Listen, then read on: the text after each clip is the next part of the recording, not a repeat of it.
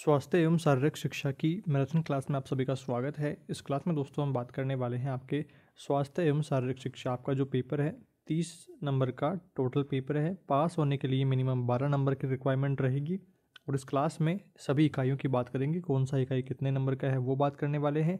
किस इकाई में से कौन कौन से टॉपिक्स महत्वपूर्ण हैं जिनको अगर आप पढ़ लेते हैं, समझ लेते हैं, याद कर लेते हैं तो आपका जो यूनिट है वो ओवरऑल कंप्लीट हो जाएगा। तो उन सभी महत्वपूर्ण बिंदुओं को विस्तार से समझेंगे और संक्षेप में बिल्कुल कम समय में अच्छी तैयारी को लेकर के ये अपनी क्लास रहने वाली है, जिसमें कंप्लीट रिवीजन अपन करने वाले हैं, सभी इकाइयों की बात करेंगे।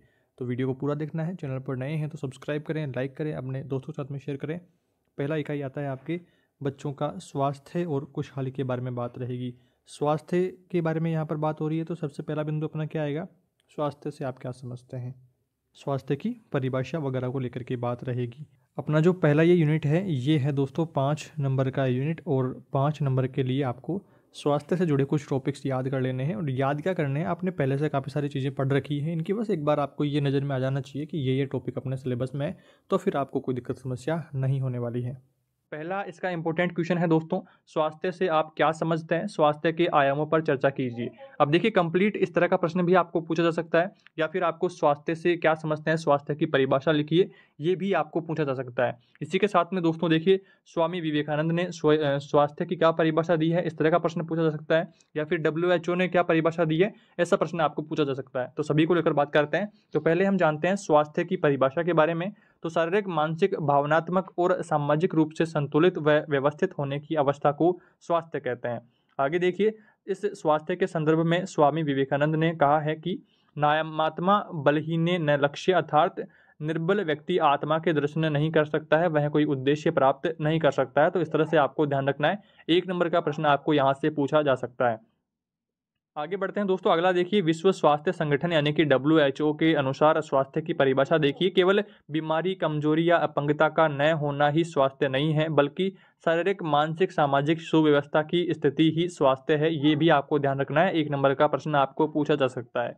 इस पेपर में दोस्तों स्वास्थ्य वाला पेपर जो होता है आपका छोटा पेपर होता है, 1-1 नंबर के प्रश्न आप यहाँ से ज़्यादा आते हैं, तो ये ऐसे प्रश्न आपको पूछे जा सकते हैं, इन पर आपको थोड़ी सी पकड़ बना करके रखनी है।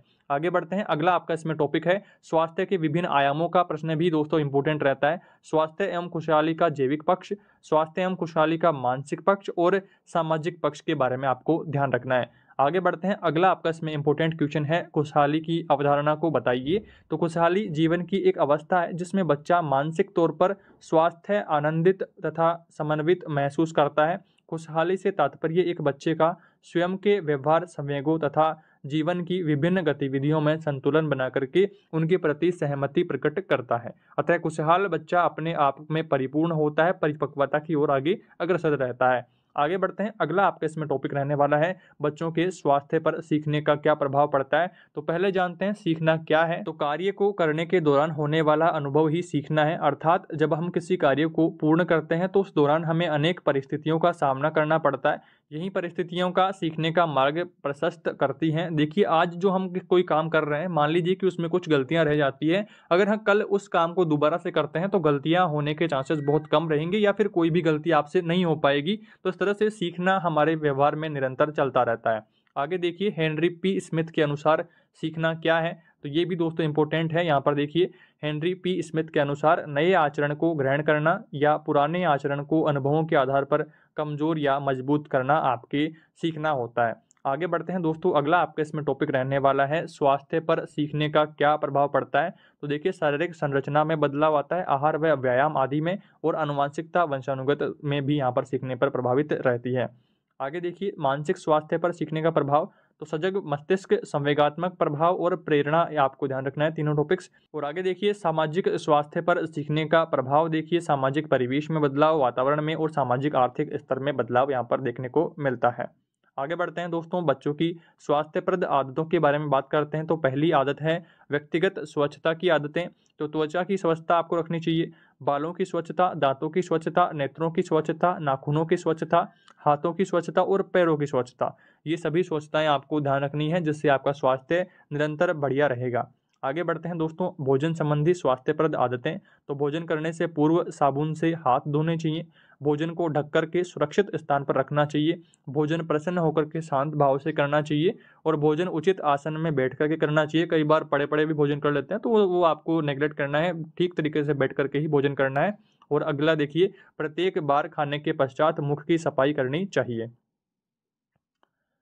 ये सब बातें आपको ध्यान रखनी है। आगे बढ़ते हैं, अगला आपका इसमें टॉपिक रहने वाला है सामुदायिक स्वास्थ्य संबंधित आदतें। तो देखिए, पहला है इसमें अपने निवास स्थान, विद्यालय परिसर, खेल मैदान आदि स्थानों पर स्वच्छता रखनी चाहिए। कचरा नियत स्थानों पर रखे कचरा पात्र में ही डालना चाहिए। नैतिक कर्तव्य का पालन करना चाहिए। यातायात के नियमों का पालन करना चाहिए। अनावश्यक व टूटी फूटी वस्तुओं को हटा देना चाहिए। ये सब बातें आपको ध्यान रखनी चाहिए। आगे बढ़ते हैं दोस्तों, पोषण के बारे में बात करते हैं।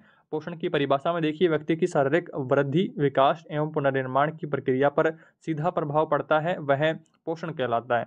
पोषण वह है जिसके उपयोग से शारीरिक स्वास्थ्य, मानसिक विकास यहाँ पर होता है, शारीरिक और मानसिक विकास होता है। आगे देखिए, पोषण के स्रोत की बात कर लेते हैं। भोजन के घटक कौन कौन से हैं? तो देखिए, कार्बोहाइड्रेट, वसा, प्रोटीन, खनिज लवण, विटामिन, यह विटामिन है ABCD, और जल, ये सब भोजन के घटक पोषण को प्रभावित करते हैं। आगे देखिए, कृमि संक्रमक का प्रश्न भी इंपॉर्टेंट इस यूनिट से है। कृमि परजीवी है, मिट्टी के माध्यम से संक्रमण करते हैं। संक्रमित व्यक्ति के खुले में शौच के कारण इनके अंडे मिट्टी में विकसित होते रहते हैं। आगे बढ़ते हैं, कृमि संक्रमण से बचाव कैसे किया जाए? तो अपने आसपास स्वच्छता रखनी चाहिए, हमेशा स्वच्छ जल पीना चाहिए, चप्पल या जूते पहन करके रखना चाहिए, पैरों को गंदगी से बचाना चाहिए, नाखून स्वच्छ व छोटे रखना चाहिए। कई बार नाखूनों में कचरा फंस जाता है, फिर भोजन के माध्यम से पेट में चला जाता है, तो फिर वो बीमारियों को जन्म देता है, तो ये आपको ध्यान रखना है, नाखून भी स्वच्छ रखने हैं। आगे देखिए, शौचालय का उपयोग करना चाहिए, शौच के पश्चात साबुन से हाथ अवश्य धोना चाहिए। आगे बढ़ते हैं, मध्याह्न भोजन यानी कि मिड डे मील जो कि स्कूलों में होता है, तो उसके बारे में जानकारी भी वेरी इंपॉर्टेंट है इस यूनिट से। तो विद्यालय में बच्चों को आहार वितरण का कार्यक्रम सर्वप्रथम जर्मनी व फ्रांस में शुरू किया गया था। सन 1952 में भारत के अनेक राज्यों में मध्याह्न भोजन प्रारंभ किया गया। तमिलनाडु राज्य में सर्वप्रथम इस कार्यक्रम को विद्यार्थियों के लिए शुरू किया गया था, ये आपको ध्यान रखना है। और इसके उद्देश्यों की बात करते हैं, तो उद्देश्य देखिए इसके, बच्चों को पौष्टिक भोजन उपलब्ध करवाना, बच्चों को स्वास्थ्य के प्रति जागरूक करना, बच्चों की विद्यालय में अनुपस्थिति को कम करना, अधिक से अधिक बच्चों को विद्यालय तक लाना, बच्चों के बीच में विद्यालय छोड़ने की संख्या कम करना। कई बार बच्चे क्या होते हैं कि घर उनका दूर रहता है, तो खाना खाने के लिए लंच में ही घर पर चले जाते हैं और फिर वो वापस नहीं आ पाते हैं।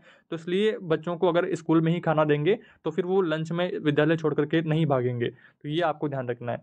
छठा पॉइंट है, सामाजिकरण को इसमें बढ़ावा दिया गया है। आगे बढ़ते हैं दोस्तों, अगला आपके इसमें कुपोषण भी इंपॉर्टेंट टॉपिक है इस यूनिट से। तो देखिए, शरीर को भोजन से निश्चित मात्रा व अनुपात में पोषक तत्वों का प्राप्त न हो पाना कुपोषण कहलाता है। कुपोषण के कारण होने वाले रोगों के बारे में भी दोस्तों इंपॉर्टेंट है। तो देखिए, पहला रोग है रिकेट्स, रक्तहीनता, बेरीबेरी, पेलेग्रा और रतौंधी, स्कर्वी और एडिशन रोग, घेंगा रोग और बंध्यता, ये सारे रोगों को आपका ध्यान रखना है। वेरी इंपॉर्टेंट प्रश्न 1 नंबर का पूछा जा सकता है। आगे बढ़ते हैं दोस्तों, आपको इसमें ध्यान रखना है कुपोषण के मुख्य कारणों के बारे में भी। तो पहला कारण है दोस्तों निर्धनता। निर्धनता में देखिए, अगर हम ठीक पौष्टिक आहारों को अफोर्ड नहीं कर पाएंगे, तब भी दोस्तों हमारे जो बीमारियां हैं कुपोषण का शिकार होना तय है। प्राकृतिक प्रकोप भी कोई हो सकता है, बाढ़ वगैरह से ग्रसित अगर कोई महामारी आ गई है तब भी हो सकता है। वैज्ञानिक तरीकों से खेती का अभाव, यानी कि अगर हम पौष्टिक तत्व नहीं उगा पाएंगे, अगर हमारे जो फसल हमने उगाई है उसमें पौष्टिक तत्वों की कमी है, तब भी वहाँ पर हो सकता है। यातायात व परिवहन से जो प्रदूषण होता है उनके भी अज्ञानता, यहाँ पर अगर हमें जो पौष्टिक तत्वों के बारे में जानकारी नहीं है कि कौन सा खाना चाहिए कौन सा नहीं खाना चाहिए, तभी भी यहाँ पर कुपोषण के शिकार हम हो सकते हैं। भंडारण में, अगर भंडारण हमारा उचित जगह पर नहीं है, अगर हम जो भंडारण हमने कर रखा है गेहूँ वगैरह का, अनाज का, तो उसमें अगर कुछ कीड़े मकोड़े आ गए हैं, कुछ हमने ठीक तरीके से भंडारण उनका नहीं करा है, तब भी वो दिक्कतें हमारे सामने आ सकती है। बेरोजगारी व जनसंख्या वृद्धि भी, यानी कि सभी तक ठीक पौष्टिक आहारों का नहीं पहुंच पाना भी यहाँ पर बड़ा कारण हो सकता है कुपोषण का। खाद्य सामग्री में मिलावट भी यहाँ पर देखिए, भोजन संबंधी अस्वस्थ आदतें भी हमें जो कुपोषण की ओर अग्रसर करती है। तो इस तरह से दोस्तों आपको सारी बातें समझ लेनी है। आगे बढ़ते हैं दोस्तों, इसमें देखिए अगला आपके टॉपिक है स्वास्थ्य संबंधित जानकारी प्राप्त करने के माध्यम कौन कौन से हैं। तो पहला माध्यम है समाचार पत्र, दूसरा है स्वास्थ्य मेले प्रदर्शनी आदि में, और संचार साधन रेडियो, दूरदर्शन, इंटरनेट, पत्रिकाएं, पुस्तकें, स्वास्थ्य अधिकारी, डॉक्टर, अध्यापक, स्वयंसेवी संस्था, चलचित्र, मित्र मंडली, विज्ञापन, अथवा वैज्ञानिक चेतावनी। ये कुछ महत्वपूर्ण बिंदु आपको फर्स्ट यूनिट में ध्यान रखने हैं और इसके बाद में हम बात करते हैं यूनिट सेकंड को लेकर के। यूनिट सेकंड का नाम है बच्चों का स्वास्थ्य और विद्यालय। कुछ महत्वपूर्ण बिंदु जो कि आपको याद रखने की आवश्यकता है उनको हमने नोट्स पीडीएफ में कंप्लीट मेंशन किया है, महत्वपूर्ण सभी बिंदुओं को। और ये यूनिट आपका सेकंड यूनिट 4 नंबर का है। 4 नंबर के लिए कौन कौन से महत्वपूर्ण टॉपिक्स आपको पढ़ने हैं, आइए उनके बारे में डिस्कशन करते हैं और एक एक बिंदु को समझते हुए चलते हैं। सबसे पहले हम बात करते हैं विद्यालय परिवेश और विद्यालय परिसर के बारे में। तो देखिए, विद्यालय परिवेश उस सारे वातावरण से जुड़ा है जिसमें विद्यार्थी, अध्यापक और अन्य कर्मचारी होते हैं, जबकि विद्यालय परिसर में कक्षा कक्ष, लाइब्रेरी, खेल मैदान एवं पार्किंग हेतु उपलब्ध स्थान और भवन आदि आते हैं। सारे नोट्स दोस्तों इजी लैंग्वेज में है, आपको आसानी से समझ में आएंगे। अगर आप वीडियो कंटिन्यू देखते हैं और फिर भी कोई डाउट्स रहते हैं तो आप मुझे कमेंट में बता देना। आगे देखिए, सेकंड आपकी इंपॉर्टेंट टॉपिक है कि विद्यालय परिवेश के बारे में अगर आपको बड़ा प्रश्न पूछ ले तो आपको उसमें क्या लिखना है वो जान लेते हैं। तो देखिए, बच्चों का स्वास्थ्य विद्यालय परिसर या परिवेश के ऊपर बहुत निर्भर होता है।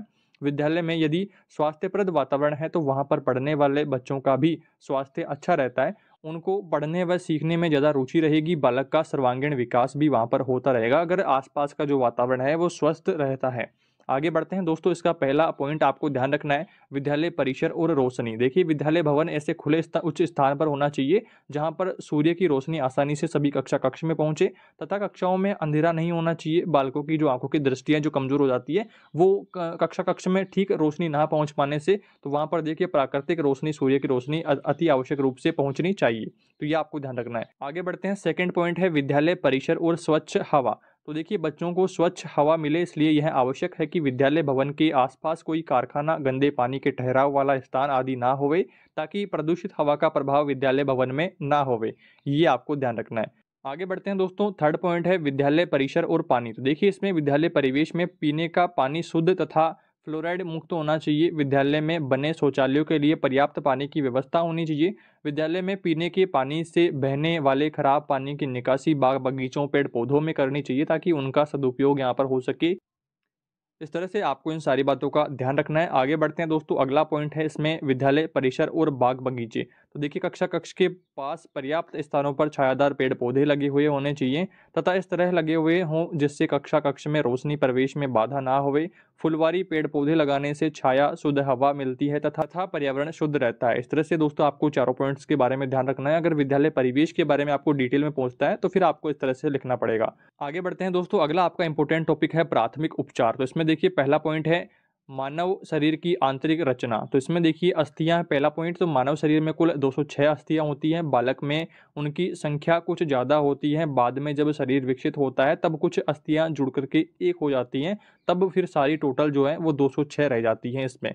तो देखिए, आगे इनके बारे में अगर डिटेल में पूछ ले तो देखिए, आपको ऑप्शनल प्रश्न पूछ सकता है कि खोपड़ी में कितनी हड्डियां होती हैं, ग्रीवा में कितनी होती है, कंधे पर कितनी होती है, हाथ पर कितनी होती है। इस तरह से आपको ध्यान रखना है। तो खोपड़ी में 22 होती है, ग्रीवा में 2 होती है, कंधे पर 2 होती है, हाथ में 54 होती है, ऊपरी बाह में 2 होती है, निचली बाह में 4 होती है, कूल्हे की अस्थि में 2 होती है, जांघ की अस्थि में 2 होती है, छाती में 25 होती है, घुटने में 2, टांग में 4 और रीढ़ की हड्डी में 33 होती है, पैर में 52 होती है।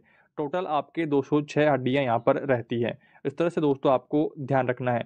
आगे बढ़ते हैं, आगे देखिए सेकंड है आपके पेशियां। तो पेशियों में देखिए, पेशियां त्वचा से नीचे पाई जाती है तथा शरीर को निश्चित आकार देती है। पेशियां 2 प्रकार की होती है, ऐच्छिक और अनैच्छिक। ऐच्छिक पेशियां हाथ, पैर, आंख की पलकें आदि। अनैच्छिक पेशियां हृदय, यकृत, मूत्राशय आदि। तो ये आपको ध्यान रखना है, 1 नंबर का प्रश्न पूछा जा सकता है। आगे बढ़ते हैं दोस्तों, आगे देखिए थर्ड पॉइंट में रक्तदाब के बारे में भी जानकारी पूछा जा सकता है। तो सामान्यतः उच्च रक्तदाब 120 तक व निम्न 80 यहाँ पर रहता है। अगला पॉइंट है दोस्तों विभिन्न दुर्घटनाएं तथा उनका उपचार किस प्रकार से किया जाए। तो पहला है देखिए डूबना। तो पानी में डूबे हुए व्यक्ति के पेट व फेफड़ों में अत्यधिक पानी चला जाता है, अतः पीड़ित के वस्त्र ढीले कर दिए जाने चाहिए। पेट को ऊंचाई पर रखते हुए पेट को ऊंचाई पर रखते हुए उल्टा लेटा देना चाहिए। पीठ के निचले हिस्से को बार बार दबाना चाहिए पेट में यहाँ पर। तो ये आपको ध्यान रखना है। आगे बढ़ते हैं, दूसरा है आघात में देखिए, शरीर की वह स्थिति जिसमें रोगी की जीवन आवश्यक क्रियाएं जैसे सांस लेने व खून का दौरा आदि प्रभावित होता है, आघात कहलाती है। यह 2 प्रकार का होता है, शारीरिक आघात और मानसिक आघात।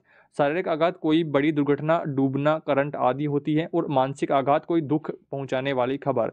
तो ये आपको ध्यान रखना है। आगे बढ़ते हैं, इसमें देखिए जलना व झुलसना आपको ध्यान रखना है। जलने में देखिए, यदि सूखी आग, बिजली का करंट, अम्ल आकाशीय बिजली, धूप व पहिए की रगड़ से कोई अंग जल जाए तो उसे जलना कहते हैं। आगे देखिए झुलसना, यदि गर्म जल, दूध या तेल आदि से जल जाते हैं तो उसे झुलसना कहते हैं।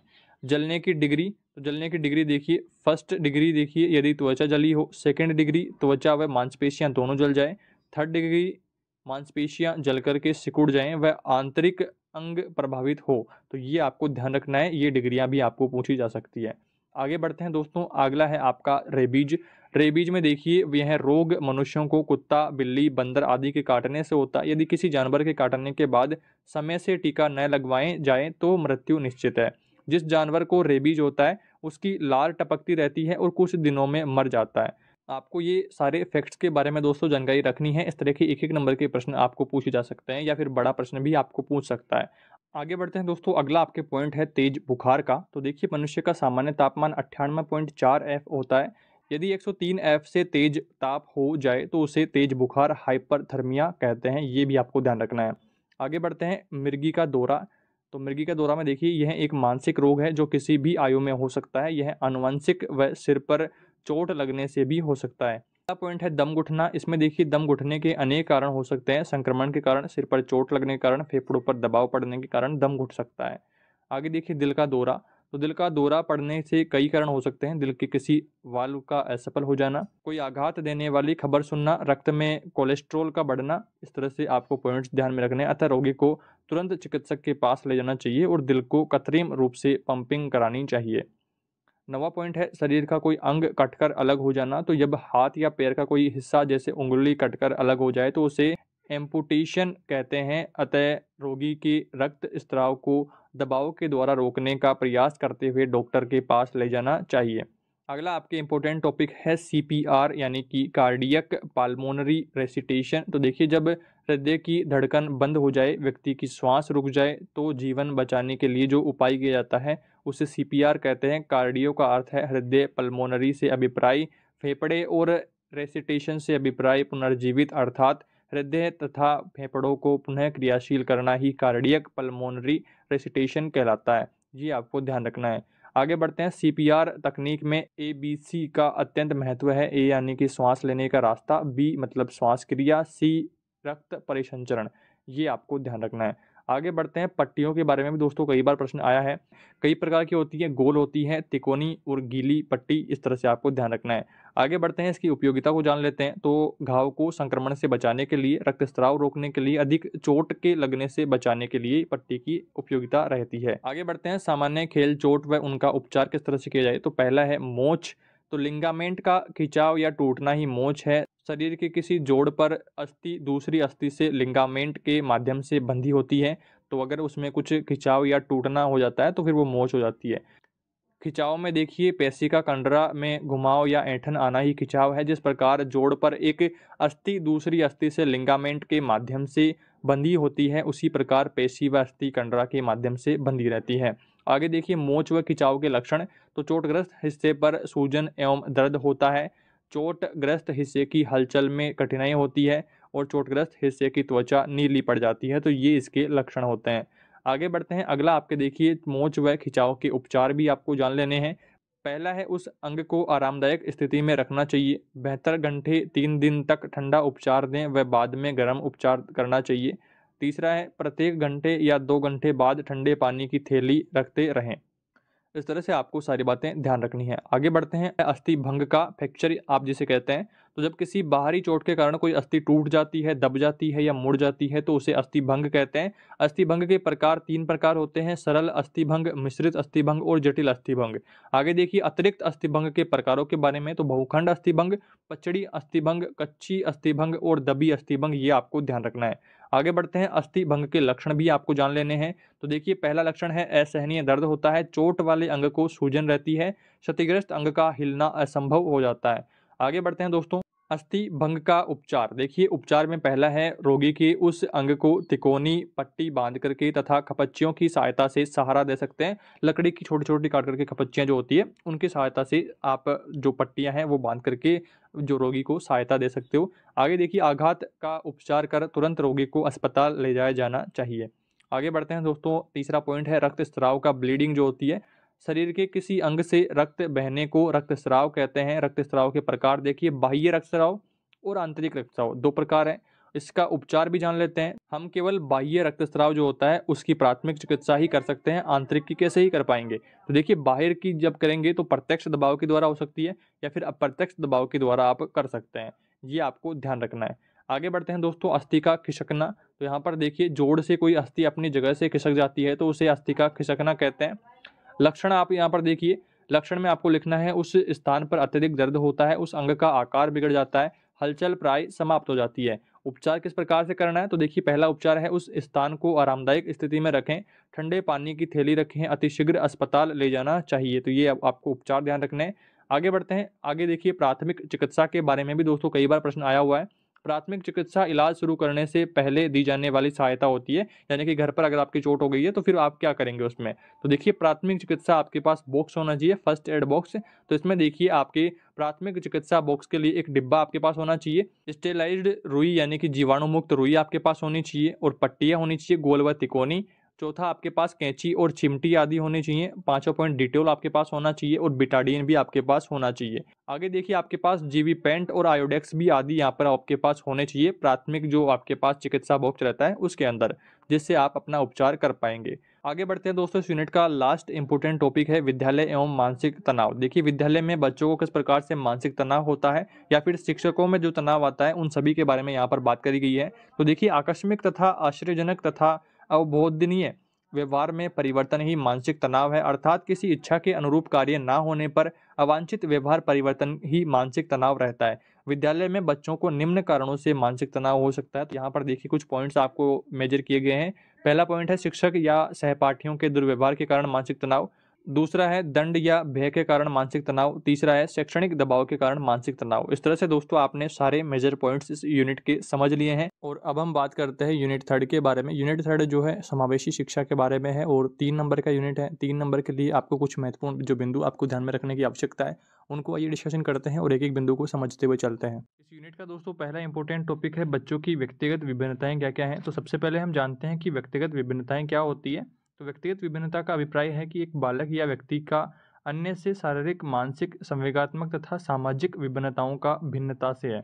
यानी कि दो बच्चों के बीच में शारीरिक और मानसिक और संवेगात्मक तथा सामाजिक अगर अंतर रहता है तब फिर वो विभिन्नताओं के अंतर्गत गिना जाता है। तो इस तरह से आपको ध्यान रखना है। आगे बढ़ते हैं दोस्तों और व्यक्तिगत विभिन्नताओं के प्रमुख क्षेत्र की बात करते हैं। प्रमुख क्षेत्र में देखिए आपको यहाँ पर शारीरिक विभिन्नताएं, दूसरा है व्यक्तित्व, तीसरा है दोस्तों अभिरुचियों में भिन्नता, चौथा है संवेगात्मक अभिरुचि में भिन्नता, पांचवा है सीखने की क्षमता में भिन्नता, छठा है शारीरिक क्रियाशीलता में विभिन्नताएं और सातवां है विशिष्ट योग्यता में भिन्नता। इस तरह से दोस्तों 7 प्रमुख क्षेत्र हैं व्यक्तिगत विभिन्नताओं के, जो कि आपको ध्यान रखना है। 1 नंबर का प्रश्न आपको पूछ सकता है। आगे बढ़ते हैं दोस्तों, अगला आपके देखिए इसमें है व्यक्तिगत विभिन्नता के कारण क्या है, किन कारणों से व्यक्तिगत विभिन्नताएं पाई जाती है। तो पहला देखिए आनुवांशिकता, दूसरा है वातावरण, तीसरा है संस्कृति, चौथा है जातीय परंपरा, पांचवा है सामाजिक आर्थिक स्तर, छठा है शिक्षा और सातवां है लिंग भेद का प्रभाव, आठवां है आयु का प्रभाव। इस तरह से दोस्तों ये भी आपको ध्यान रखना है, 1 नंबर का प्रश्न पूछा जा सकता है। स्वास्थ्य वाले पेपर में दोस्तों आपके 1-1 नंबर के, 2-2 नंबर के इस तरह से छोटे प्रश्न आएंगे, तो आपके प्रश्न पूछा जा सकता है। आपको थोड़ा सा ध्यान से देखते हुए कंप्लीट वीडियो देखना है। आगे बढ़ते हैं दोस्तों, अगला आपके टॉपिक होने वाला है शारीरिक क्षमता का। तो देखिए क्षमता के बारे में थोड़ा सा जानते हैं। तो शारीरिक क्षमता या दक्षता एक अच्छे स्वास्थ्य एवं अच्छे जीवन का आधार है। मानव शरीर में शारीरिक क्षमताएं या योग्यताएं उसी प्रकार से है जिस प्रकार से एक इंजन के लिए ईंधन होता है। इंजन में अगर ईंधन उच्च क्वालिटी का होगा तो सारा कुछ सिस्टम सही चलेगा। अच्छी एवरेज आप जैसे कह सकते हैं कि इंजन अच्छा एवरेज देगा, अच्छी तरह से चलेगा, उसका सारे सिस्टमेटिक तरीके से काम करेगा। तो हमारे शरीर में भी अगर हम पौष्टिक आहार लेते हैं तो हमारा शरीर भी ठीक काम करेगा। इस तरह से आपको ध्यान रखना है। प्रत्येक व्यक्ति की शारीरिक क्षमता के घटकों पर आधारित होती है जो व्यक्ति की शारीरिक क्षमता को प्रभावित करती है। अतः शारीरिक क्षमता के घटक निम्न प्रकार से है। तो शारीरिक क्षमता के घटकों को देख लेते हैं। पहला घटक है ताकत, दूसरा है सहन शक्ति, तीसरा है लचीलापन, चौथा है समन्वयता चपलता और पांचवा है गति। इस तरह से आपको ध्यान रखना है। डायग्राम को आप थोड़ा सा ध्यान से देख लीजिए। अगर परीक्षा में पूछे तो आपको इसी तरह से डायग्राम बना के लिखना है, जिससे थोड़ा सा काम आपका अट्रैक्टिव लगे। आगे बढ़ते हैं दोस्तों, अगला आपके इंपॉर्टेंट टॉपिक है विद्यालय के भौतिक परिवेश को सुविधाजनक बनाने के उपाय। तो देखिए प्रत्येक विद्यालय का भौतिक परिवेश उस क्षेत्र के लोगों के सामाजिक तथा मानसिक जरूरतों के आधार पर सुविधाजनक बनाया जाए तो वह ज़्यादा परिणामदायक होगा। प्रत्येक क्षेत्र की सामाजिक ज़रूरतें अलग-अलग होती हैं और वहाँ का बालक भी उसी सामाजिक परिवेश में रहकर सीखना चाहता है। साथ ही प्रत्येक क्षेत्र या समाज के लोगों की शारीरिक क्षमता भी अलग-अलग होती है। उसी क्षमता के अनुसार उन्हें शारीरिक गतिविधियों या खेल की ओर ले जाना लाभदायक रहेगा। और दोस्तों ग्रामीण बालकों व शहरी बालकों का खेल के प्रति अलग-अलग रुझान होता है। उनके अनुसार वहाँ की ज़रूरत के अनुसार खेल सुविधाएं भी उपलब्ध कराई जा सकती है। आगे दोस्तों इंपॉर्टेंट पॉइंट आपको ध्यान रखना है कि द्वंद्व क्या होता है, 1 नंबर का पूछा जा सकता है। द्वंद्व वह क्रियाएं हैं जो दो व्यक्तियों द्वारा आपस में शक्ति या जोर आजमाइश लगा करके की जाती है, तो उसे द्वंद्व कहते हैं। आगे बढ़ते हैं दोस्तों, अगला आपके इंपॉर्टेंट टॉपिक है समावेशी संदर्भ में खेल एवं व्यायाम। तो देखिए कुछ खेलों के बारे में जानेंगे और खेलों के जो उद्देश्य हैं वो भी जानेंगे, खेलों से बेनिफिट क्या है वो भी जानेंगे। तो दोस्तों यहाँ पर देखिए खेल एवं व्यायाम का शिक्षण एवं स्वरूप इस प्रकार से हो जो हर प्रकार के बच्चों के लिए उपयोगी होना चाहिए। नीचे इसी प्रकार की गतिविधियां व खेल दिए जा रहे हैं जिन्हें करने में सभी विद्यार्थी सक्षम होंगे और सभी को यहाँ पर बेनिफिट रहेगा। तो देखिए आगे बढ़ते हैं, पहला खेल है हाथों से धकेलना। तो देखिए दोस्तों इस नाम से ही आपको स्पष्ट हो रहा है कि दो कैंडिडेट रहते हैं, दोनों आपस में अपने आप को हाथों से धकेलते हैं। जिससे देखिए थोड़ा सा मैं नीचे स्क्रॉल करता हूँ यहाँ पर और चित्र आप यहाँ पर स्क्रीन पर देख पा रहे हैं। इस तरह से दोस्तों आपस में दो कैंडिडेट के द्वारा आपस में अपने आप को धकेला जा रहा है। मांसपेशियों में जो तालमेल हो रहा है उससे दोस्तों मांसपेशियां मजबूत हो रही है और दोस्तों इसके साथ में ही देखिए हाथों की शक्ति विकसित हो रही है और मांसपेशियों में तालमेल विकसित होता जा रहा है। इस तरह से आपको यहाँ पर ध्यान रखना है। अगला है हाथ से खींचना। तो इस तरह से देखिए कुर्सी की तरह आपको अवस्था बना करके इस तरह से बैठना है, दोनों हाथों को फंसाना है और फिर दोस्तों इस तरह का व्यायाम करना है। यह व्यायाम पैरों, जांघ एवं हाथों की शक्ति बढ़ाने के लिए महत्वपूर्ण व्यायाम है। और इसके बाद दोस्तों अगला है कमर पकड़ो। तो देखिए कमर पकड़ो खेल में आपको क्या करना होता है, एक व्रत बनाना होता है। व्रत बना करके दोस्तों दो कैंडिडेट इसमें एक दूसरे की कमर पकड़ते रहते हैं और ध्यान रखना होता है कि कोई गोले से बाहर ना जाए। गोले से जो भी बाहर जाएगा वो आउट हो जाएगा और छोटा सा गोला बनाया जाता है। तो उसमें देखिए ये खेल खेला जाता है। इससे बेनिफिट क्या रहता है, सहन शक्ति विकसित होती है, तंत्रिका तंत्र व मांसपेशियों के बीच समन्वय होता है, लचीलापन बढ़ता है। ये आपको ध्यान रखना है। सारे खेलों के बारे में दोस्तों आपको थोड़ी थोड़ी जानकारी ले लेनी है। उद्देश्य वगैरह, खेल की विधि वगैरह के बारे में आपको थोड़ा सा आइडिया लगा लेना है, क्योंकि दोस्तों इस तरह का प्रश्न आपके कई बार परीक्षा में पूछा गया है, पूछा जा सकता है। तो आपको थोड़ा सा ध्यान से इन्हें देखना है। आगे बढ़ते हैं, अगला आपके देखिए कंधे से धकेलना। तो इसी तरह से सेम पीछे हमने जो खेला था उसी तरह से गोला बनाना है और एक टांग के बल आपको दोनों को यहाँ पर देखिए खड़ा होना है अगर दो कैंडिडेट खेल रहे हैं तो, और एक दूसरे को कंधे से आपको धकेलना होता है और ध्यान रखना होता है कि गोले से बाहर जो भी जाएगा तो वो आउट हो जाएगा। इस तरह का एक खेल है। इससे बेनिफिट क्या रहता है, तो टांगों की शक्ति विकसित होती है, सहन शक्ति विकसित होती है और मांसपेशियों में समन्वय होता है। ये दोस्तों आप वीडियो को पॉज करके इसके बारे में और डिटेल में पढ़ लेना, कोई ज़्यादा खास बातें नहीं है। लैंग्वेज में अगर आप पूछेंगे तो आप आसानी से इसकी लैंग्वेज लिख पाएंगे, कोई खास ज़्यादा कोई डिफिकल्टीज वाला मामला नहीं है, आप आसानी से कर पाएंगे। आगे देखिए दोस्तों मनोरंजनात्मक खेलों के बारे में जानते हैं। तो ऐसे खेल जिनके नियम व मैदान का परिमाप स्थिर नहीं होता है, अपनी सुविधा या साधनों के अनुसार उनके नियमों व मैदान को निर्धारित किया जा सकता है। तो यहाँ पर देखिए पहला खेल है राम रावण का। इसमें दोस्तों कक्षा को दो टीमों में बांटा जाता है, एक टीम को राम और दूसरी टीम को रावण कहा जाता है और दोनों टीमों को दोस्तों आमने सामने खड़ा करते हैं 1 से 2 मीटर की दूरी पर और जस्ट उनके पीछे 5 मीटर दूरी पर दोस्तों एक लाइन खींच दी जाती है और शिक्षक दोस्तों साइड में खड़ा होकर के निर्देश देता है एक टीम को और फिर वो टीम जो है दोस्तों पीछे जो 5 मीटर वाली रेखा है उसको पार करने के लिए भागती है और दूसरी जो ये टीम है यहाँ पर ये इसको रोकने के लिए भागती है।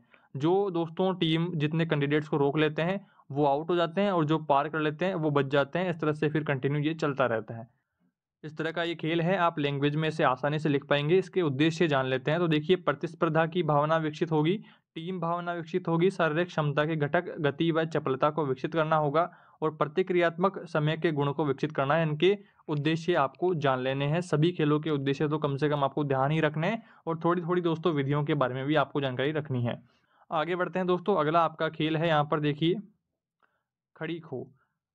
खड़ी खो में देखिए दोस्तों आपको क्या करना होता है, यहाँ पर चित्र में आप देख पा रहे हैं दो टीमें होती हैं, दो व्रत बना करके खड़ी रहती हैं और यहाँ पर बीच में दो कैंडिडेट जो हैं एक दूसरे को पकड़ते हुए आगे भागते हैं और फिर खो बोल करके दूसरे कैंडिडेट को भागना पड़ता है वहाँ पर। इस तरह से का खेल है ये, आप वीडियो को पॉज करके देख लेना। इसके उद्देश्य दोस्तों हम देख लेते हैं। प्रतिस्पर्धा की भावना विकसित होती है, गति व चपलता का विकास होता है, प्रतिक्रियात्मक योग्यता का विकास होता है। इस तरह से आपको ध्यान रखना है। चित्र के माध्यम से आप समझ पा रहे हैं, वीडियो को पॉज करके आप इसको कंप्लीट पढ़ लेना, कोई ज़्यादा खास बात इसमें नहीं है। आगे बढ़ते हैं दोस्तों, देखिए एक फूल दो माली, तो यह एक प्रतिस्पर्धात्मक खेल है जिसमें दो बालकों के बीच प्रतिस्पर्धा होती है। इसके उद्देश्य पहले जान लेते हैं। तो शारीरिक क्षमता के घटक गति, चपलता, समन्वयता को विकसित करना, छात्रों में खेल भावना का विकास करना, एकाग्रता एवं निर्णय लेने की क्षमता का विकास करना, छात्रों को अपनी प्रतिभा कौशल दिखाने का अवसर प्रदान करना। इस तरह से इसके उद्देश्य हैं। आगे देखिए इसकी विधि के बारे में। तो दोस्तों यहाँ पर देखिए दो टीम यहाँ पर खड़ी है आमने सामने, और इनके बीच में एक वृत्त बना करके यहाँ पर दोस्तों रुमाल डाल दिया जाता है, और दोनों टीमें दोस्तों आपस में रुमाल उठाने के लिए भागती है। जो टीम रुमाल को उठा करके भाग जाती है वो जीत जाती है। इस तरह का ये खेल है, और जो हाथ लगा देते हैं फिर आउट हो जाते हैं, थोड़ा सा कबड्डी टाइप सा खेल है ये, खड़ी खो। आपको देखिए अगला खेल है गोठा भार। तो सभी विद्यार्थी एक वृत्त में बैठते हैं, एक विद्यार्थी वृत्त के बाहर अपने हाथ में गोठा लिए हुए घूमता रहता है, और यहाँ पर देखिए जिसके पीछे वो गोठा रख देगा, और अगर आपको ध्यान नहीं पड़ता है और वो घूम करके इधर से आ जाएगा तो फिर आप आउट हो जाओगे, और फिर ये आपकी जगह बैठ जाएगा और आप फिर भागना शुरू कर दोगे। तो इस तरह का दोस्तों ये खेल है, और इसके उद्देश्य देखिए गति व स्फूर्ति विकसित होती है, चपलता व चतुराई का विकास होता है। ये इसके उद्देश्य हैं आज जो आपको ध्यान रखने हैं। आगे देखिए दोस्तों, अगला आपका यहाँ पर खेल है समूह बनाना। तो देखिए विद्यार्थी बोले गए संख्या के अनुसार समूह बनाते हैं, जो कि दोस्तों चित्र में आप देख पा रहे हैं। टीचर बीच में खड़ी है और आसपास जो बच्चे हैं वो वर्ताकार होकर के यहाँ पर राउंड में यहाँ पर टीम बनाए हुए हैं। प्रतिक्रियात्मक योग्यता को विकसित करना इसका पहला उद्देश्य है, और सहयोग की प्रवृत्ति विकसित करना दूसरा उद्देश्य, खेल खेल में मनोरंजन करना तीसरा उद्देश्य। यह उद्देश्य आपको ध्यान रखना है। खेल विधि के बारे में थोड़ा सा जान लीजिए। देखिए कि कक्षा के सभी विद्यार्थियों को 10 मीटर के अर्ध व्यास में बने गोले के बाहर खड़ा कर देते हैं, और आदेश देने वाला विद्यार्थी या शिक्षक गोले के मध्य में खड़े हो जाएंगे। खेल प्रारंभ होने पर सभी छात्र गोले के बाहर दौड़ते रहेंगे।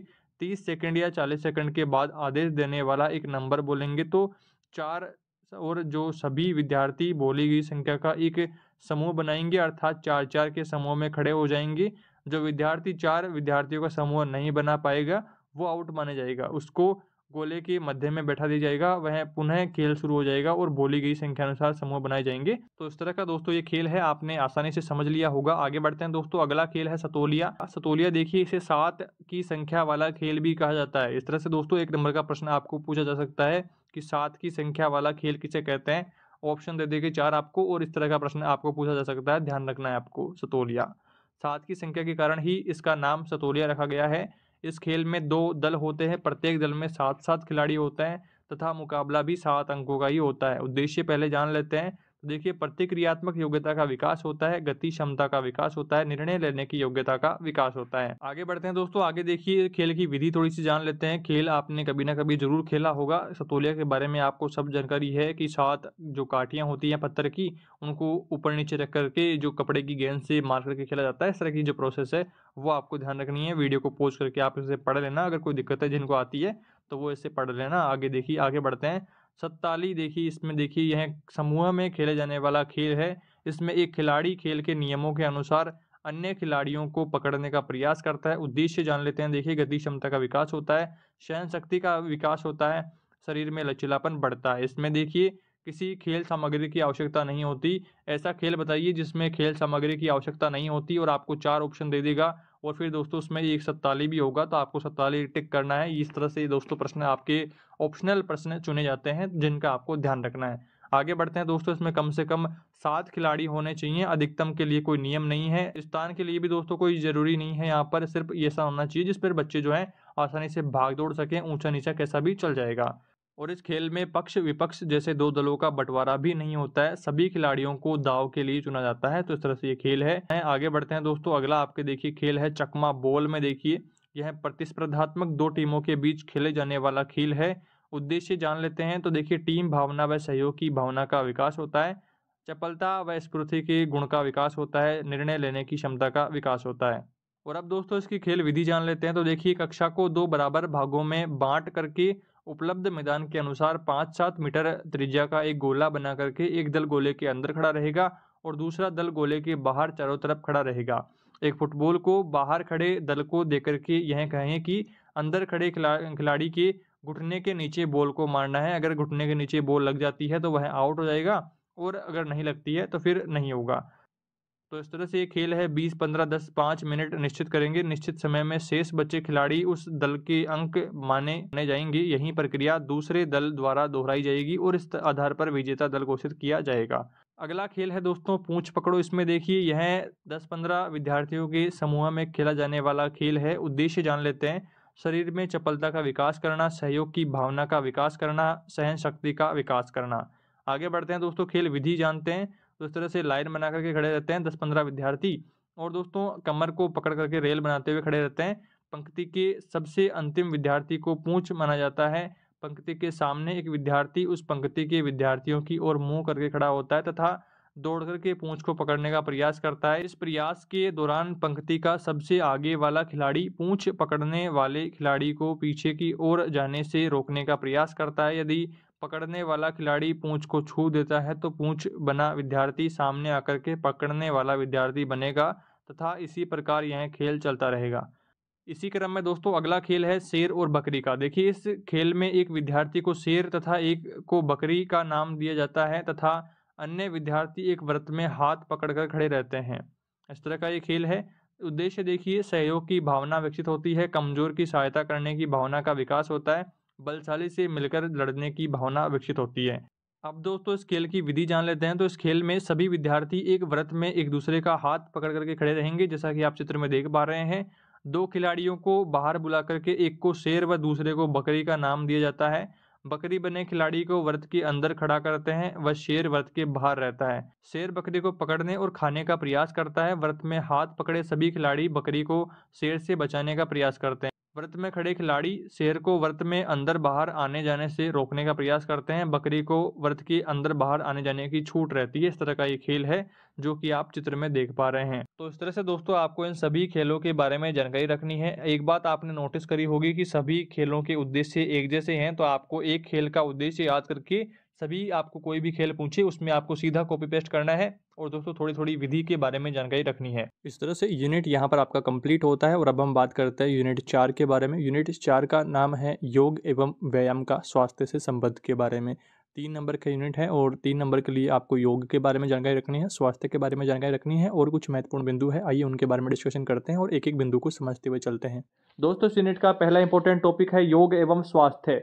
सबसे पहले हम बात करेंगे योग के बारे में। तो देखिए योग शब्द का शाब्दिक अर्थ जोड़ना होता है और योग शब्द संस्कृत की युज धातु से लिया गया है जिसका अर्थ होता है जोड़ना, गठबंधन करना, बांधना तथा अपना ध्यान केंद्रित करना, यानी कि इसमें सही में इसका अर्थ होता है जुड़ना।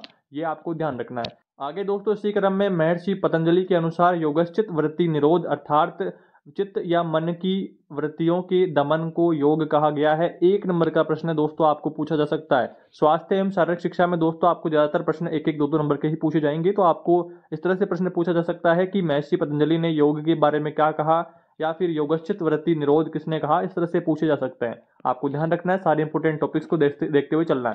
देखिए दोस्तों अगला है महाकाव्य गीता में कहा गया है कर्मेषु कौशलम, यानी कि कर्म कौशल ही योग है। ये भी आपको ध्यान रखना है। इसी क्रम में दोस्तों उपयुक्त परिभाषाओं के आधार पर हम कह सकते हैं कि इंद्रियों पर नियंत्रण ही योग होता है।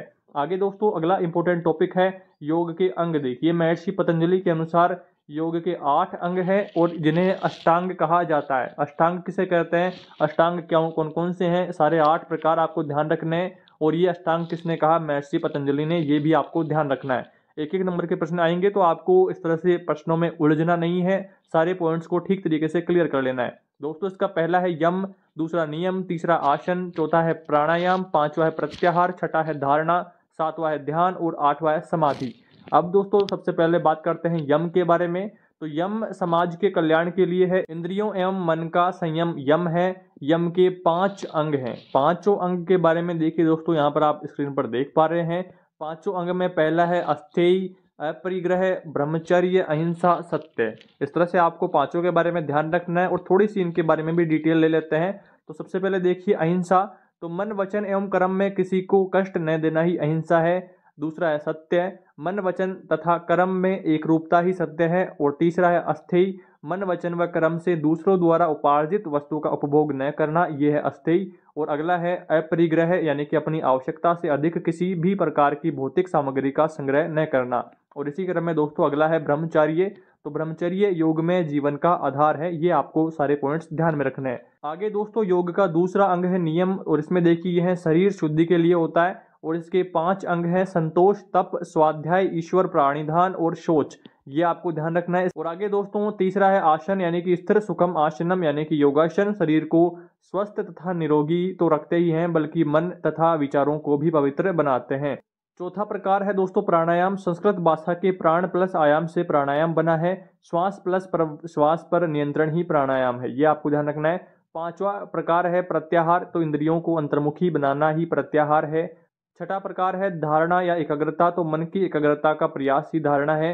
सातवां प्रकार है ध्यान या साधना, तो मन को निरंतर एक लक्ष्य पर स्थिर रखने में सफल हो जाना ही ध्यान है। और आठवां प्रकार है समाधि या आत्मानुभूति, तो समाधि योग की अंतिम अवस्था है जहां आत्मा परमात्मा में विलीन हो जाती है। इस तरह से आपको 8 प्रकार अष्टांग के बारे में जानकारी रखनी है। और इसके बाद में दोस्तों अगला इंपॉर्टेंट टॉपिक है स्वास्थ्य, और स्वास्थ्य के 3 पक्ष होते हैं। पहला है शारीरिक, दूसरा है मानसिक और तीसरा है सामाजिक, ये ध्यान रखना है आपको। और अगला है व्यायाम। व्यायाम के 2 प्रकार हैं, औपचारिक और अनौपचारिक व्यायाम। और व्यायाम के पक्ष अगर आपको पूछता है तो 4 पक्ष हैं, शारीरिक विकास, मानसिक विकास, सांस्कृतिक विकास और सामाजिक विकास। ये आपको व्यायाम और स्वास्थ्य के पक्ष ध्यान रखने हैं। इसके बाद में दोस्तों अब हम बात कर लेते हैं कुछ व्यायामों के बारे में। तो देखिए सबसे पहले योगासन की सावधानियां आपको ध्यान रखनी है, कई बार परीक्षा में आया हुआ है। योगासन का अभ्यास प्रशिक्षित व्यक्ति के निर्देशन में ही करना चाहिए। योगासन स्वस्थ एवं शांत स्थान पर करना चाहिए। योगासन दरी चटाई आदि पर करना चाहिए। योगासन खाली पेट करना चाहिए। योगासन करने से पूर्व शरीर के लिए गर्माना यानी कि वार्मिंग अप आवश्यक है। योगासन करते समय हमारा पूरा ध्यान अपनी श्वास एवं प्रभावित अंगों पर होना चाहिए। योगासन करने के लिए प्रातः सूर्योदय एवं सायंकाल का समय उचित रहता है। योगासन करते समय शरीर के अंगों को झटका नहीं देना चाहिए, अर्थात सहन क्षमता के अनुसार अभ्यास करते हुए धीरे धीरे अंगों की क्षमता, अभ्यास और आवृत्ति को बढ़ाना चाहिए। इस तरह से आपको ध्यान रखना है। और इसी क्रम में दोस्तों अगला यहाँ पर देखिए ताड़ासन। ताड़ासन को किस तरह से करना है, इस तरह से आप यहाँ पर चित्र में देख पा रहे हैं। और इसकी विधि देख लीजिए। दोनों पैरों के बीच में लगभग आधा फीट का फासला रख करके खड़ा होना है। दोनों हाथों को पार्श्व भाग से दीर्घ श्वास भरते हुए ऊपर उठाएंगे। जैसे जैसे हाथ ऊपर उठेंगे वैसे वैसे पैर की एड़ियां भी ऊपर उठेंगी। शरीर का भार पंजों पर रहेगा एवं शरीर पूरी तरह से ऊपर खींचा जाएगा। पुनः धीरे धीरे उसी प्रकार प्रारंभिक स्थिति में आएंगे। तो ये आपको ध्यान रखना है। और अब देखिए इसके लाभ के बारे में। तो इसका पहला लाभ है दीर्घ श्वसन से फेफड़े सुदृढ़ एवं विस्तृत होते हैं। यह आसन बच्चों को कद वृद्धि के लिए अति उत्तम है। इससे समस्त शरीर के स्नायु सक्रिय एवं विकसित होते रहते हैं। ये आपको ध्यान रखना है। आगे दोस्तों अगला आसन है त्रिकोणासन। और त्रिकोणासन की विधि देखिए। दोनों पैरों के बीच लगभग 1.5 फीट का फासला रखते हुए खड़े होना है। दोनों हाथ कंधों के समानांतर पार्श्व भाग में खुले रहना चाहिए। श्वसन अंदर बढ़ते हुए बाएं हाथ से सामने से लेते हुए बाएं पैर के सामने भूमि पर टिका देना है। इस तरह से चित्र में आप देख पा रहे हैं, ये इसकी विधि है। और आगे दोस्तों अब इसके लाभ जान लो। लाभ देखिए कमर का भाग लचीला बनता है, पार्श्व भाग की चर्बी को कम करता है, कमर के पृष्ठ भाग की मांसपेशियां स्वस्थ होती है, छाती का विकास होता है। ये आपको लाभ ध्यान में रखने हैं। और इसके बाद में दोस्तों अगला आसन है गरुड़ासन। गरुड़ासन की देखिए चित्र में आप देख पा रहे हैं। और इसमें देखिए सावधान की मुद्रा में खड़े होकर के दाहिने पैर के आगे से लेते हुए बाएं पैर के घुटने से ऊपर लेते हुए लपेट देंगे और उसी प्रकार हाथों को लपेट करके नमस्कार की मुद्रा में आ जाएंगे। इस तरह से आप चित्र में देख पा रहे हैं, ये इसकी विधि है। और इसके लाभ देखिए हाथ पैर की मांसपेशियां मजबूत होती है एवं हाथ पैर के विकार दूर हो जाते हैं। गुर्दे के रोगियों के लिए विशेष लाभप्रद है। अंडकोश में वृद्धि होती है, पुरुष ग्रंथि में लाभदायक है, मूत्र संबंधी रोग दूर होते हैं। ये आपको लाभ ध्यान रखने हैं। अगला आसन है पद्मासन। पद्मासन की विधि देखिए। सावधान की मुद्रा में इस तरह से आपको बैठना होता है, चित्र में आप देख पा रहे हैं। और इसकी विधि देखिए। सीधे बैठ करके दाहिने पैर को बाएं पैर की जंघा पर रखेंगे। इसी प्रकार बाएं पैर को दाहिनी जंघा पर रखेंगे, मेरुदंड सीधा रखेंगे, दोनों हाथों को ज्ञान मुद्रा में घुटनों के ऊपर रखेंगे। प्रारंभ में 1-2 मिनट तक करें, फिर धीरे धीरे समय बढ़ाएं, धीरे धीरे इसी प्रकार प्रारंभिक स्थिति में आएंगे। ये इसका विधि है। लाभ देखिए ध्यान के लिए उत्तम आसन है, मन की एकाग्रता व प्राणोत्थान में सहायक है तथा जठराग्नि को बढ़ाता है। वात रोग में लाभदायक है, ये भी आपको ध्यान रखना है। वात रोग में लाभदायक कौन सा आसन है, तो आपको पद्मासन इस तरह से पूछा जा सकता है, आपको ध्यान रखना है। अगला है दोस्तों पश्चिमोत्तानासन विधि। इसमें देखिए दोस्तों चित्र में आप देख पा रहे हैं, आसानी से आप इसकी विधि लिख देंगे। और लाभ देखिए, इससे उदर शक्ति में वृद्धि होती है, भूख बढ़ती है, मेरुदंड लचीला बनता है, वीर्य संबंधी विकार नष्ट होते हैं, साइटिका मधुमेह रोग में लाभ मिलता है। ये लाभ आपको ध्यान रखने हैं। अगला है दोस्तों वज्रासन। वज्रासन देखिए चित्र में आप विधि देख लीजिए, यहाँ पर चित्र में आप आसन देख पा रहे हैं। इस तरह से विधि आप लिख पाएंगे कि इस तरह से बैठना होता है, घुटनों के बल और हाथों को इस तरह से सीधा रखना होता है, आप लिख पाएंगे। लाभ देख लीजिए, सृजन। लाभ देख लीजिए, भोजन के तुरंत पश्चात किया जाने वाला यह एकमात्र आसन है। तो देखिए एकमात्र आसन जो कि भोजन के बाद किया जाता है, आपको कौन सा आसन है तो पूछा जा सकता है, प्रश्न 1 नंबर का आपको ध्यान रखना है। इससे भोजन जल्दी एवं आसानी से पच जाता है, घुटनों का दर्द दूर होता है, मन एकाग्र रहता है, तनाव से मुक्ति मिलती है। ये आपको लाभ ध्यान रखने हैं। अगला है दोस्तों अर्धमृत्येंद्रासन विधि। यहाँ पर दोस्तों चित्र में देख पा रहे हैं, इस तरह से आपको बैठना होता है, उस तरह से आपको घूमना होता है। अर्धमृत्येंद्रासन ये है और इसकी विधि आप वीडियो को पॉज करके पढ़ लेना। लाभ देख लीजिए, कमर दर्द एवं मधुमेह रोग में लाभ मिलता है। पीठ की सभी नसों व नाड़ियों में रक्त संचार अच्छी प्रकार से चलेगा। पेट के दोषों को दूर करके आंतों को ताकत प्रदान करता है। लाभ आपको सभी आसनों के ध्यान रखने हैं। आगे देखिए दोस्तों भुजंगासन विधि। तो भुजंगासन आपको इस तरह से लेट करके करना होता है। यहाँ पर देखिए आगे से ऊपर उठना होता है, पीछे से नीचे होकर के, और ये इसकी विधि है। सांप के फन के समान आकृति आपको बनानी होती है, इसे भुजंगासन कहते हैं। और इसके लाभ देखिए, वक्ष स्तर का विकास होता है, मेरुदंड में लाभ मिलता है, स्वप्न दोष दूर होता है, गर्दन व पीठ का दर्द दूर होता है। ये इसके लाभ हैं। अगला है दोस्तों शलभासन। शलभासन की विधि आप देख लीजिए। शलभासन इस तरह से आपको, भुजंगासन में तो आपको आगे से उठना होता था, बट अभी देखिए शलभासन में पीछे से उठना होता है। इस तरह से आपको ध्यान रखना है। इसके लाभ हैं उदर, सीना, गर्दन, पैर एवं साइटिका के लिए ये लाभदायक है। अगला है धनुरासन। धनुरासन में देखिए इस तरह से आपको धनुष की तरह बनना होता है। चित्र में आप कंप्लीट देख पा रहे हैं, चित्र को देखकर ही आप अंदाजा लगा पा रहे हैं कि किस तरह से काम सारा हो रहा है। विधि आप आसानी से लिख पाएंगे धनुरासन की। और हम जान लेते हैं इसके लाभ क्या क्या हैं। पेट की चर्बी कम होती है, पेट की गैस दूर होती है, पेट के रोग नष्ट होते हैं, हृदय मजबूत बनता है, गले के रोग दूर होते हैं, आंतें मजबूत एवं निरोगी बनती है। ये इसके लाभ हैं। और अगला आसन है दोस्तों हलासन। हलासन का चित्र आप इस तरह से देख पा रहे हैं। आपको पैरों को इस तरह से सिर के ऊपर से दलाना होता है और हाथों को इस तरह से बिल्कुल स्ट्रेट कर देना है सीधा। विधि दोस्तों आप लिख पाएंगे आसानी से। और हम जान लेते हैं इसके लाभ क्या क्या हैं। तो पेट की चर्बी कम करता है, मेरुदंड लचीला बनता है, कंधे, गर्दन व भुजाएं मजबूत होती है। ये इसके लाभ हैं। अगला है सर्वांगासन। यहाँ पर देखिए दोस्तों चित्र में आप देख पा रहे हैं, टांगों को ऊपर करना होता है, इस तरह से हाथों को करना होता है। ये इसकी विधि है। यहाँ पर देखिए शरीर के समस्त अंगों की क्रिया ठीक करने वाला आसन होने की वजह से इसे सर्वांगासन कहते हैं। आपको ध्यान रखना है। सावधानी भी दोस्तों इसमें दी गई है कि उच्च रक्तचाप व हृदय रोगी इस आसन को न करें। और अब जान लेते हैं इसके लाभ क्या क्या हैं। तो देखिए लाभ है, स्मरण शक्ति बढ़ती है, मस्तिष्क में रक्त संचार बढ़ता है, टॉन्सिल, दमा, खांसी में लाभ मिलता है, थायराइड ग्रंथि का स्राव संतुलित होता है। ये इसके लाभ हैं। और अगला आसन है चक्रासन। चक्रासन में देखिए दोस्तों इस तरह से आप चित्र में देख पा रहे हैं, विधि आप लिख पाएंगे। इस तरह से पैरों के बल, इस तरह से हाथों के बल खड़ा होना है और आपको इस तरह से एक राउंड टाइप अर्धचंद्राकार आकृति आपको बना देनी है। और इसके लाभ देखिए, कमर दर्द, दमा, सिर दर्द, आंखों के विकार, सर्वाइकल व स्पॉन्डिलाइटिस में विशेष लाभ मिलता है। और हाथ पैरों की मांसपेशियां मजबूत बनती है, शरीर में स्फूर्ति, ताकत एवं तेजस्व बढ़ता है, रीढ़ की हड्डी लचीली बनती है, उदर एवं आंतें सक्रिय होती है। ये इसके लाभ हैं। अगला है श्वासन। श्वासन की विधि देख लीजिए। इस तरह से आपको सीधा लेटना होता है, हाथ सीधे रखने होता है। ये श्वासन है। विधि आसान है इसकी। इस आसन को योग निद्रा भी कहते हैं। योग निद्रा किस आसन को कहते हैं तो श्वासन को कहते हैं। 1 नंबर का प्रश्न आपको पूछा जा सकता है, ध्यान रखना है। और आगे दोस्तों शरीर की स्थिति शव के समान हो जाने से इसे श्वासन कहते हैं। तो किस आसन में शरीर की आकृति शव के समान हो जाती है तो श्वासन में हो जाती है। इस तरह से आपको ध्यान रखना है, नाम से स्पष्ट हो रहा है। 1 नंबर के प्रश्न इस तरह से आपको पूछे जाएंगे, तो आपको ध्यान रखना है। विधि आप समझ ही गए हैं, विधि के बारे में नहीं पढ़ेंगे, हम पढ़ेंगे इसके लाभ के बारे में। तो देखिए रक्तचाप नियंत्रित होता है, तंत्रिका तंत्र सुव्यवस्थित होता है, शरीर के साथ साथ मन, मस्तिष्क व आत्मा को भी पूर्ण विराम, शांति व आनंद मिलता है। अनिद्रा रोगियों के लिए सर्वश्रेष्ठ आसन है। और इसी क्रम में दोस्तों आगे ध्यान, एकाग्रता व स्मरण शक्ति का भी इसमें विकास होता है। और निराशा, अहंकार, उपेक्षा, तनाव आदि विकार दूर होते हैं। इस तरह से ये आसन है। और इसी क्रम में दोस्तों आगे 2 प्रश्न भी दिए हुए हैं। पहला है भोजन के तुरंत बाद कौन सा योगासन किया जा सकता है, हमने अभी थोड़ी देर पहले ही पढ़ा है, आप कमेंट में बताइए। और दूसरा प्रश्न है शारीरिक स्थिति से योगासनों को कितने प्रकार से करते हैं, ये भी आप कमेंट में जरूर बताना, हमने कितने प्रकार अभी पढ़ लिए हैं। आगे दोस्तों अगला इंपॉर्टेंट टॉपिक है प्राणायाम के प्रकार। तो प्राणायाम के प्रकार पढ़ने से पहले हम पढ़ेंगे सावधानियां। पहली है, प्राणायाम का अभ्यास प्रशिक्षित व्यक्ति के निर्देशन में ही करना चाहिए। प्राणायाम स्वस्थ एवं शांत वातावरण में करना चाहिए। प्राणायाम दरी चटाई आदि पर करना चाहिए। किसी भी आपको सावधानियां पूछे तो इस तरह से ही आपको करना है। हमने अभी यहाँ पर देखिए व्यायाम के बारे में पूछा, योगासन के बारे में, तो वहां पर भी हमने सेम लिखा था और इस तरफ भी सेम लिखा है। तो ये सारी सेम ही होती है, आपको थोड़ा सा ध्यान रखते हुए करना है। अगला है देखिए, प्राणायाम के लिए सर्वोत्तम समय सूर्योदय से आधा घंटा पूर्व एवं सूर्योदय के आधा घंटा बाद तक उपयुक्त रहता है।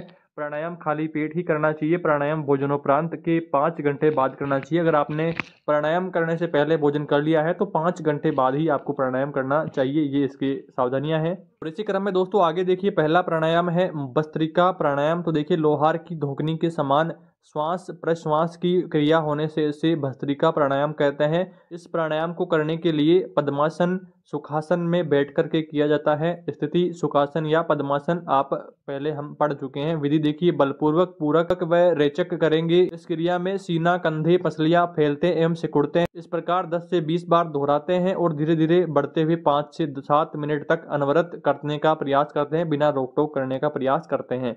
सावधानियां देखिए, श्वास निकालते समय आगे झुकना नहीं है, मुखाकृति बिगाड़ना नहीं है।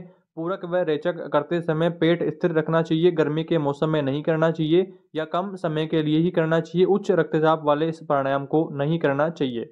और लाभ देख लीजिए, पहला लाभ है, इस प्राणायाम से नजला जुखाम गले तथा कफ रोगों की निवृत्ति होती है। शरीर में ऊर्जा का संचार होता है एवं भूख लगती है। और दूसरा प्राणायाम है अनुलोम विलोम प्राणायाम। तो पद्मासन या सुखासन में बैठ करके अनुलोम विलोम प्राणायाम करेंगे। स्थिति पद्मासन या सुखासन, इस तरह से चित्र में आप देख पा रहे हैं। एक नाक से आपको सांस लेना है, दूसरे से छोड़ना है, इस तरह से ये आसन रहता है। विधि आप देख लीजिए और इसके लाभ देख लीजिए। कफ वात रोग दूर होते हैं। गले के विकार व उदर के कर्मी में लाभ मिलता है। नाड़ी शोधन होता है।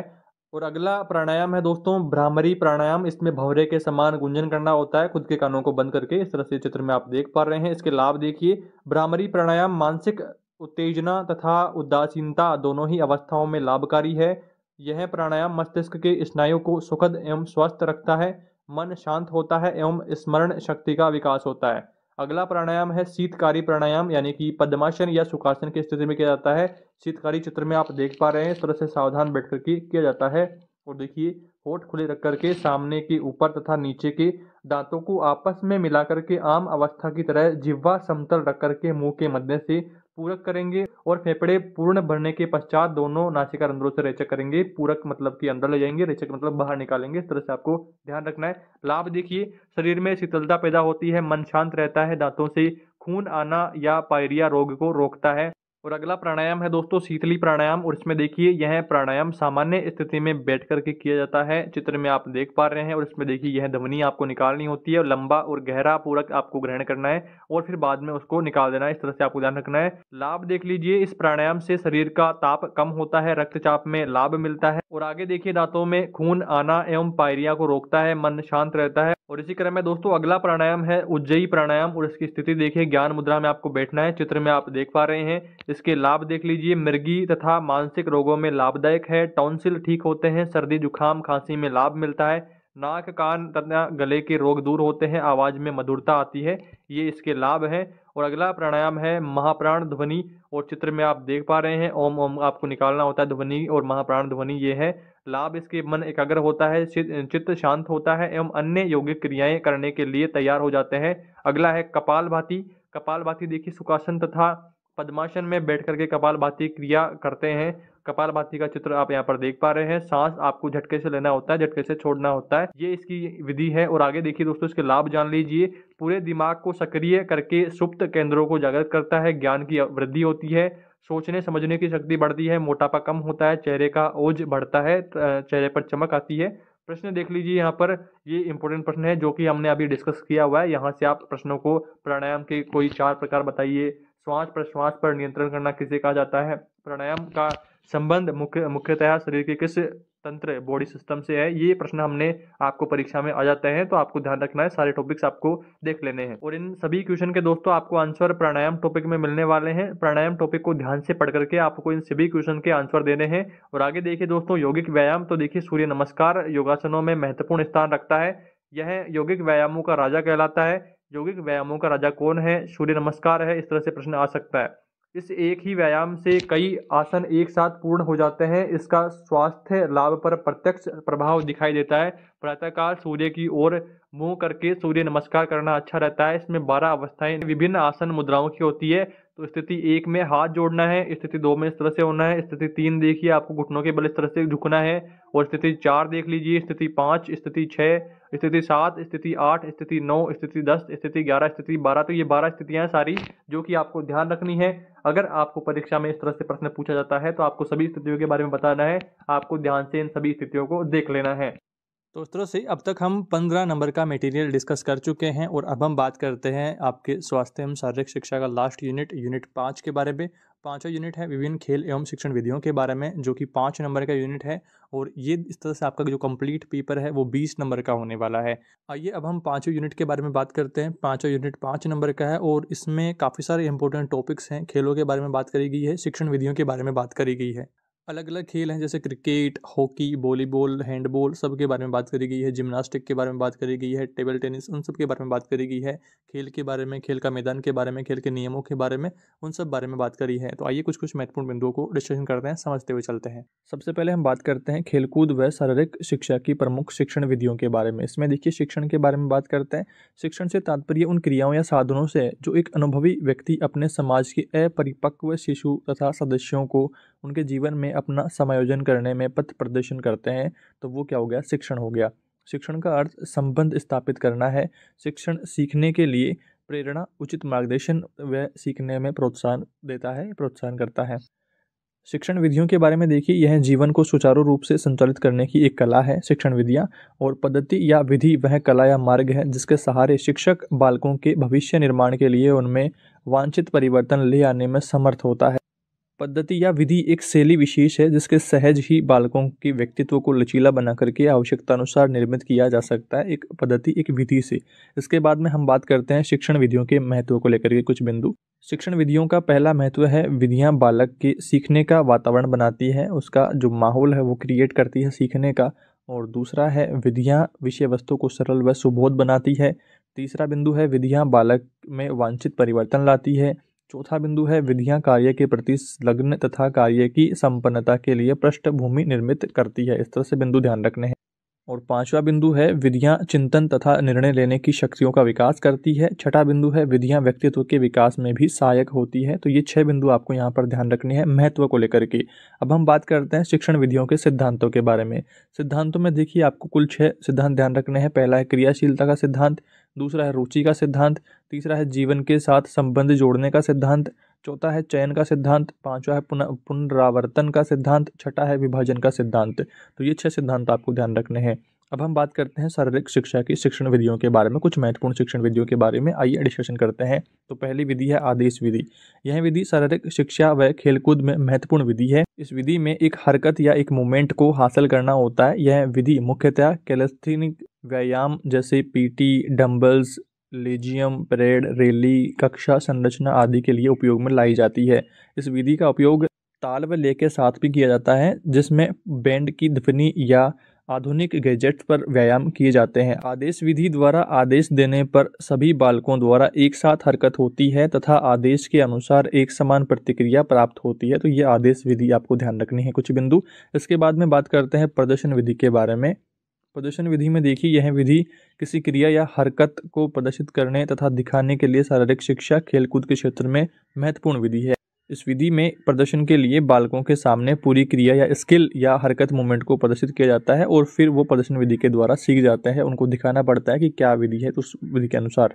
पहला बिंदु इसमें ध्यान रखना है कि प्रदर्शन विधि का उपयोग करते समय शिक्षक बच्चों को इतनी दूरी पर खड़ा हो कि सभी बालक प्रदर्शित कौशल को आसानी से देख सके। सभी बालक शिक्षक क्या क्या विधि अपना रहा है तो उसको देखने के लिए तो थोड़ा दूरी बना करके खड़ा रहे, और शिक्षक की आवाज़ सभी बालकों तक पहुँचती होनी चाहिए।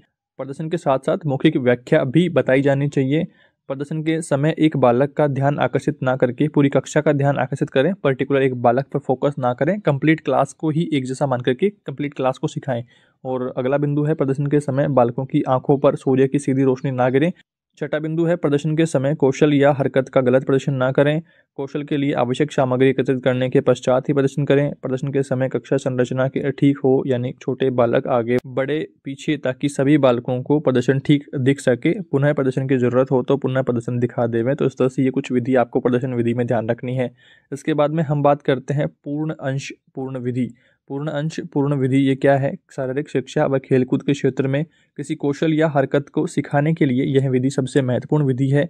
इस विधि को 4 भागों में बांट करके कौशल को सिखाया जाता है। पूर्ण विधि, अंश विधि, अंश से अंश विधि, अंश पूर्ण विधि। तो ये 4 प्रकार में बांट करके 4 भागों में बांट करके सिखाया जाता है। इसमें सबसे पहले बात करते हैं पूर्ण विधि को लेकर के। किसी भी कौशल को सिखाते समय सबसे पहले उस कौशल का बालकों के सामने पूर्ण प्रदर्शन करके बताया जाए, ताकि बालकों के मस्तिष्क में पूरे कौशल का चित्र बन जाए। दूसरा भाग है अंश विधि का। पूर्ण विधि के बाद में कौशल को अलग अलग भागों में बांट करके एक भाग को समझाएं, सिखाएं तथा इस प्रकार सभी विभक्त भागों को अलग अलग सिखाएं तथा बताएं, साथ ही प्रत्येक भाग का प्रदर्शन भी करें। तो अंश विधि का मतलब क्या है कि पार्ट में डिवाइडेड कर करके टॉपिक को समझाना। अंश से अंश विधि तो कौशल के सभी विभक्त जो भाग हैं उनको सिखाएं या बताने के बाद में पुनः सभी एक एक भागों को जोड़ते हुए सिखाएं, यानी सभी भागों को कौशल को विभक्त किया जाता है। तो पहले तो आप पार्टों में डिवाइडेड करके सिखाएंगे, फिर अंश से अंश को जोड़ते हुए कंप्लीट आप सिखा देंगे। इसके बाद में अंश पूर्ण विधि, तो अंत में कौशल के सभी भागों को मिलाते हुए पूर्ण प्रदर्शन आप कर देंगे। तो ये कुछ विधियां हैं, आपको ध्यान रखनी है यहाँ पर। और इसके बाद में अगली विधि है अनुकरण विधि। अनुकरण विधि में देखिए, यह विधि विशेष रूप से शारीरिक शिक्षा व खेलकूद के क्षेत्र में छोटे बच्चों के लिए महत्वपूर्ण विधि है, क्योंकि छोटे बच्चे सबसे तेज गति से सीखते हैं, वह किसी का अनुकरण करके ही सीखते हैं। इस विधि में बच्चों को अपने द्वारा पूर्ण कौशल प्रदर्शन करने के बाद में धीरे धीरे करते हुए अनुसरण करने हेतु कहा जाता है। इस विधि में कक्षा नेता को आगे खड़ा भी किया जा सकता है, जिसका अनुसरण सभी बच्चे करें तथा शिक्षक सुधार करता है। तो अनुकरण विधि का मतलब है अनुसरण करके सीखना, जैसा शिक्षक कर रहा है वैसा वैसा ही बालक रिपीट करेंगे। तो इस तरह से ध्यान रखना है। व्याख्यान विधि जिसमें डिटेल में बताया जाता है, सिर्फ टीचर बोलता है, वहाँ पर टीचर सेंटर्ड विधि है जिसमें टीचर बोलता रहता है और बाकी बच्चे सब सुनते रहते हैं व्याख्यान करके। तो इस विधि का उपयोग शारीरिक शिक्षा व खेलकूद के क्षेत्र में बहुत कम किया जाता है, परंतु कौशल के प्रदर्शन के साथ साथ मौखिक व्याख्या आवश्यक होती है। यह बड़े बालकों के लिए उपयोगी होती है। यह ध्यान रहे कि इस विधि का उपयोग लंबे समय तक ना करें, आवश्यकता अनुसार ही करें। यह विधि क्रिया की विशेषता, उद्देश्य, उपयोगिता को समझाने के तौर पर उपयोगी होती है, जिसमें व्याख्या करके समझाई जाती है कि कैसे खेल को खेलना है उस बारे में। और अगली विधि है दर्पण विधि। दर्पण विधि के बारे में देखिए,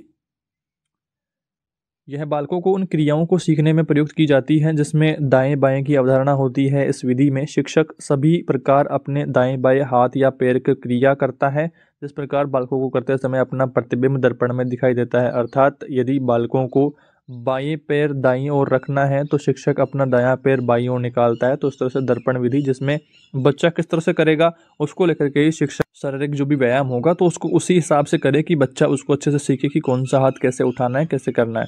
और इसके बाद में अब हम बात करते हैं खेलों के बारे में। सबसे पहला खेल है कबड्डी के बारे में। देखिए, कबड्डी का इतिहास, खेल का इतिहास देखिए, यह खेल ग्रामीण परिवेश में अधिक लोकप्रिय है। इसमें शारीरिक क्षमता दक्षता रखने वाले खिलाड़ी भाग लेते हैं। इसमें चुस्ती, स्फूर्ति व दमखम की आवश्यकता होती है।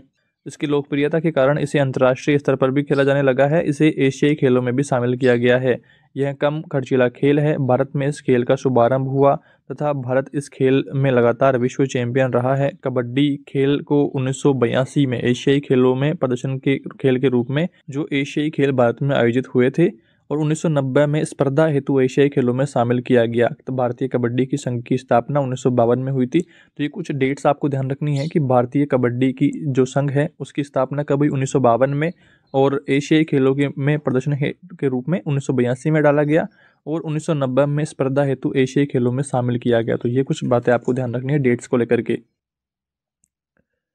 टीम में खिलाड़ियों की कुल संख्या 12 होती है। एक टीम में 7 खिलाड़ी खेलने हेतु मैदान में उतारे जाते हैं। खेल की अवधि 40 मिनट की होती है। 20-20 मिनट की 2 पारियों में होती है। अंतराल 5 मिनट का होता है। महिला जूनियर सब जूनियर हेतु 15-15 मिनट की 2 पारी होगी। मध्यांतर 5 मिनट का होगा। खेल के मैदान दोनों टीम में से आउट होने वाले प्रत्येक खिलाड़ी को 1 अंक दिया जाता है। जब समस्त खिलाड़ी एक टीम के आउट हो जाते हैं तो विरोधी दल के 2 अंक अतिरिक्त दिए जाते हैं, जिसे लोना कहते हैं। और खेल खेलने के लिए एक टीम में कम से कम 5 खिलाड़ी होना आवश्यक होता है। 5 खिलाड़ी आउट होने पर दूसरी टीम को 7 अंक दिए जाते हैं। इस तरह से नियम ध्यान रखना है। और अगला नियम है, स्केल में श्वास तोड़े बिना कबड्डी शब्द का उच्चारण किया जाता है, कबड्डी कबड्डी कबड्डी इस तरह से, और शब्द का उच्चारण जोर से एवं स्पष्ट होना चाहिए। 7वां नियम है, मैच के दौरान पूर्वार्ध व उत्तरार्ध में 2-2 टाइम आउट 30 सेकंड के लिए लिए जा सकते हैं। 8वां नियम है, कोई खिलाड़ी रेड करते हुए बोनस रेखा को पार करता है तो उसे अतिरिक्त 1 अंक दिया जाता है, लेकिन टीम में खिलाड़ियों की संख्या 5 से अधिक होने पर ही बोनस अंक देय होगा, ये ध्यान रखना है। 9वां नियम है, निर्धारित समय में दोनों दलों में से जिस दल के अधिक अंक अर्जित किए हैं उसे विजेता घोषित किया जाएगा, तो ये ध्यान रखना है। और 10वां नियम है, यदि दोनों दलों के अंक बराबर हो जाते हैं तो 5-5 मिनट का अंतराल समय देकर के परिणाम निकाला जाएगा। यदि फिर भी बराबर रहते हैं तो सडन डेथ के नियम से परिणाम निकाला जाएगा। इसमें एक एक रेड क्रमशः दी जाएगी, जैसे ही कोई दल अंक प्राप्त करेगा वह विजेता घोषित होगा। तो इस तरह से कबड्डी के नियम ध्यान रखने हैं। इसके बाद में बात करते हैं कौशल को लेकर के। कौशल में देखिए, रेड क्या होता है, एक श्वास प्रक्रिया में निरंतर बिना किसी रुकावट व आवाज बदले कबड्डी शब्द का उच्चारण करते हुए विरोधी दल के पाले में आक्रमण करना होता है, रेड डालना। टो टच क्या होता है, टो टच देखिए, रेडर द्वारा विरोधी खिलाड़ी को पाँव के पंजे द्वारा छूना टो टच कहलाता है। साधारण टच, रेडर द्वारा विरोधी खिलाड़ी के हाथ को छूना साधारण टच होता है। ब्लॉक लगाना, रक्षक खिलाड़ियों द्वारा रेडर को सामने से रोकना। अगला है खच्चर किक या बैक किक, रेडर द्वारा पीछे किक लगाना बैक किक कहलाता है। एंगल कैच या एडी पकड़, तो रक्षक खिलाड़ी द्वारा रेडर के टखने को पकड़ना। अगला है थाई कैच या जांग पकड़, तो रेडर की जांग पकड़ना। नी कैच या घुटना पकड़, तो रेडर के घुटने को पकड़ना। इस तरह से नियम कुछ आपको कौशल ध्यान रखने हैं। अगर प्रश्न आता है कि रेड क्या होती है या रेड कैसे डाली जाती है, टोटच क्या होता है, टोटच किसे कहते हैं, इस तरह से प्रश्न आ जाता है। इसके बाद में देखिए, बैक कैच या कमर पकड़ क्या होता है, तो रेडर की कमर पकड़ना। और रिस्ट कैच या कलाई पकड़, तो रेडर की कलाई को पकड़ना। इस तरह से ध्यान रखना है। और निर्णायक दल क्या होगा, रेफरी होगा 1, एम्पायर 2 होगा, स्कोरर 1 होगा, सहायक स्कोरर 2। इस तरह से ध्यान रखना है। यहाँ पर प्रश्न कैसे आ सकते हैं, देखिए, महिलाओं के लिए मैदान की लंबाई व चौड़ाई कितने मीटर की होती है, एक मैच में कितने टाइम आउट लिए जा सकते हैं, खेल प्रारंभ करने के लिए कम से कम कितने खिलाड़ी होने चाहिए, लोना क्या होता है, इस तरह के प्रश्न इस यूनिट में पूछे जाएंगे, तो आपको ध्यान रखना है। इसके बाद में बात करते हैं खो खो को लेकर के। खो खो का इतिहास देखिए, खो खो पूर्णतः भारतीय खेल है। इस खेल के लिए किसी विशेष खेल उपकरण की जरूरत नहीं होती है। खेल हेतु एक समतल मैदान, 2 स्तंभ की आवश्यकता होती है। यह खेल भारत में काफ़ी लोकप्रिय है। यह चुस्ती स्फूर्ति एवं दमखल वाला खेल है। महाराष्ट्र का सर्व लोकप्रिय खेल है। आपको प्रश्न आ जाए महाराष्ट्र का सर्व लोकप्रिय खेल बताइए, तो खो खो आपको ध्यान रखना है। दक्षिण एशिया का दूसरा सबसे लोकप्रिय खेल है। मुख्य रूप से यह भारत, पाकिस्तान व दक्षिण अफ्रीका में भी खेला जाता है। 1924 में सबसे पहले पूना में इसके नियम बने। खो खो के नियम सबसे पहले कहाँ पर बने, कब बने, तो 1924 में सबसे पहले पूना में नियम बने। 1955 में kho kho federation of India KKFI का गठन हुआ 1955 में। और 1960 में प्रथम पुरुष राष्ट्रीय प्रतियोगिता विजयवाड़ा आंध्र प्रदेश में आयोजित की गई। 1961 में प्रथम महिला राष्ट्रीय प्रतियोगिता कोल्हापुर महाराष्ट्र में आयोजित हुई। प्रथम पुरुष राष्ट्रीय प्रतियोगिता 1960 में आंध्र प्रदेश में, प्रथम महिला राष्ट्रीय प्रतियोगिता कोल्हापुर महाराष्ट्र में 1961 में, ये ध्यान रखना है। 1982 में एशियाई खेलों में प्रदर्शन खेल के रूप में सम्मिलित किया गया। 1982 में एशियाई खेलों में इसे भी शामिल कर लिया गया। और 1987 में एशिया खो खो फेडरेशन का गठन हुआ। ये कुछ आपको डेट्स ध्यान रखनी है। इसके बाद में बात करते हैं खेल मैदान को लेकर के। खेल मैदान किस तरह का इसका होता है, तो 19 वर्ष का छात्र या छात्रा, महिला एवं पुरुष वर्ग के लिए लंबाई जो मैदान की होगी वो 27 मीटर, चौड़ाई 16 मीटर, लंबाई 1.5 मीटर की। दूसरा है जूनियर वर्ग, 14 वर्ष छात्र छात्रा के लिए, लंबाई 23 मीटर, चौड़ाई 14 मीटर और लंबाई 1.5 मीटर की। तीसरा है पोल की ऊंचाई 1.20 मीटर से 1.25 मीटर तक होती है। पोल की परिधि 28 सेंटीमीटर से 31 सेंटीमीटर तक होती है। पोल का व्यास 8 से 10 सेंटीमीटर होता है। तो ये कुछ आपको यहाँ पर खेल का जो मैदान है उस बारे में जानकारी रखनी है। खेल का मैदान का चित्र देख लीजिए, इस तरह का खेल मैदान होता है। इसके बाद में अब हम खेल नियमों के बारे में कुछ जानकारी लेते हैं। खेल का समय इस तरह से ध्यान रखना है, सीनियर वर्ग और जूनियर वर्ग का। और यहाँ पर खिलाड़ी जो है, प्रत्येक दल में 12 खिलाड़ी होंगे। 9 एक समय में खेल खेलेंगे, 3 अतिरिक्त खिलाड़ी होंगे। टॉस खेल प्रारंभ होने से पूर्व रेफरी मुख्य निर्णायक दोनों दलों के कप्तानों को बुला करके टॉस करवाएगा। दौड़ने वाले दल का कप्तान अपने 9 खिलाड़ियों को 3-3 के भागों में विभक्त करके उनके क्रम निश्चित करेगा। और खेल प्रारंभ होने से पूर्व धावक दल के प्रथम 3 खिलाड़ी मैदान में होंगे और बैठने वाले दल के उपयुक्तानुसार बैठेंगे एवं एक्टिव चेजर किसी एक पोल के पास खड़ा हो। रेफरी द्वारा दोनों दलों के कप्तानों, एम्पायर, स्कोरर एवं टाइम कीपर को सचेत करके खेल प्रारंभ करवाएगा। इस तरह से ध्यान रखना है। एक्टिव चेजर धावक को आउट करने का प्रयास करेगा और अपनी योग्यता अनुसार अपने साथी जो खिलाड़ी है उसको खो देगा। जिस खिलाड़ी को खो मिली है वह सक्रिय अनुधावक एक्टिव चेजर बन जाएगा और खो देने के लिए एक्टिव चेजर द्वारा अपने साथी खिलाड़ी को हाथ से छूना एवं खो शब्द का उच्चारण एक साथ करना आवश्यक है, अन्यथा खो गलत मानी जाएगी। इस तरह से ध्यान रखना है। और एक्टिव चेजर द्वारा किसी भी परिस्थिति में मध्य रेखा को छूना फाउल माना जाएगा। चेजर को खो मिलने से पूर्व खड़ा हो जाता है तो फाउल माना जाएगा।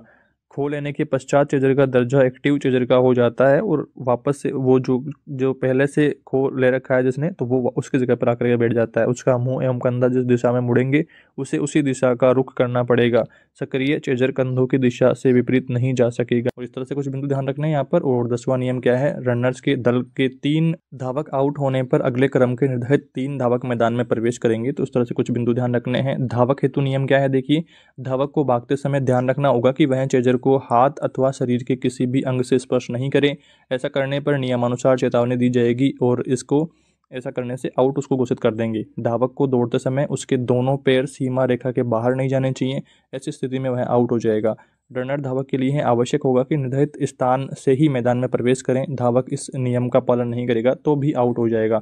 और फॉलो ऑन क्या होता है, एक पारी का खेल पूर्ण होने पर अगर किसी दल के 12 अंक अधिक हैं तो उसे फॉलो ऑन दिया जाएगा और विरोधी दल को चेजिंग करनी पड़ेगी। तो ये कुछ बिंदु यहाँ पर ध्यान रखने हैं। और कौशल यहाँ पर देखिए, पोल डाइव क्या होता है, पोल टर्न करते ही एक्टिव चेजर रनर के पीछे तेजी से डाइव करके उसे रोकने की कोशिश करता है तो पोल डाइविंग कहलाता है। और अगला यहाँ पर दूसरे नंबर पर है पोल टर्न। तो जब एक्टिव जो चेजर है वो रनर का पीछा करते हुए अन्य दिशा में सही ग्रिप से पोल पकड़ करके घूमता हुआ दूसरे हाफ में प्रवेश करता है तो पोल टर्न कहलाता है। और ड्राइव क्या है, डाइव में देखिए जब मैदान में एक्टिव चेजर जो है वो सही दिशा तेजी से उछाल लेकर के रनर के पीछे या नीचे छूने की कोशिश करता है तो डाइव कहलाता है। और यहाँ पर अगला चौथे नंबर पर है सिंगल चेन। तो यह जब रनर रनिंग करते हुए बैठते समय एक चेजर के पीछे से निकल करके दौड़ता हुआ स्वयं को सुरक्षित करते हुए खेलते हुए चेन बनती है तो वो सिंगल चेन कहलाती है। 5वां है शोल्डर लाइन। तो खेल खेलते समय एक्टिव चेजर जो कंधे की काल्पनिक कोण दिशा रेखा को मानते हुए सही दिशा ग्रहण करता है। ये कुछ बिंदु ध्यान रखना है। और छठा यहाँ पर है डबल चेन। डबल चेन क्या है, जब रनर रनिंग करते हुए 2 एक्टिव चेजर की पीठ के पीछे निकलते हुए तीसरे एक्टिव चेजर की विपरीत पीठ पर जाते हुए खेलने से जो चेन बनती है वो क्या है, डबल चेन। टेप लगाना क्या होता है, तो जब एक्टिव चेजर रनर का पीछा करके आगे की ओर झुक करके हाथ से रनर की एडी आदि को छूता या छूने का प्रयास करता है तो वह टेपिंग कहलाता है। ये बिंदु यहाँ पर ध्यान रखने हैं। और निर्णायक मंडल क्या है, रेफरी या मुख्य निर्णायक 1 होगा, एम्पायर 2 हैं, स्कोरर 1, टाइम कीपर 1 है। इस तरह से ध्यान रखना है। और गतिविधि आदि आप पढ़ लीजिएगा पीडीएफ में देख करके इसमें। और आगे हम बात करते हैं यहाँ पर बास्केटबॉल के बारे में। बास्केटबॉल 2 टीमों के मध्य खेला जाने वाला विश्व का दूसरा सबसे तेज खेल है, विश्व प्रसिद्ध खेल है। मैदान के दोनों ओर बोर्ड पर रिंग लगी होती है एवं दोनों टीमें एक दूसरे से बास्केट में बॉल डालने का प्रयास करती है। तो इस तरह से खेल का इतिहास हम यहाँ पर देख लेते हैं। खेल में देखिए बास्केटबॉल का आविष्कार अमेरिका में हुआ। डॉक्टर जेम्स स्मिथ ने अमेरिका के स्प्रिंगफील्ड कॉलेज में दिसंबर 1881 में इस खेल की शुरुआत हुई। 1932 में अंतर्राष्ट्रीय बास्केटबॉल संघ की स्थापना की गई। 1936 में बर्लिन जर्मनी में आयोजित ओलंपिक खेलों में बास्केटबॉल को प्रथम बार शामिल किया गया। इसमें 21 देशों ने भाग लिया। भारत में बास्केटबॉल को YMCA मद्रास चेन्नई खेल केंद्र में 1935 में शुरू किया गया। 1950 में BFI basketball federation of India की स्थापना की गई। 1980 में मॉस्को ओलंपिक में भारतीय टीम ने भी भाग लिया।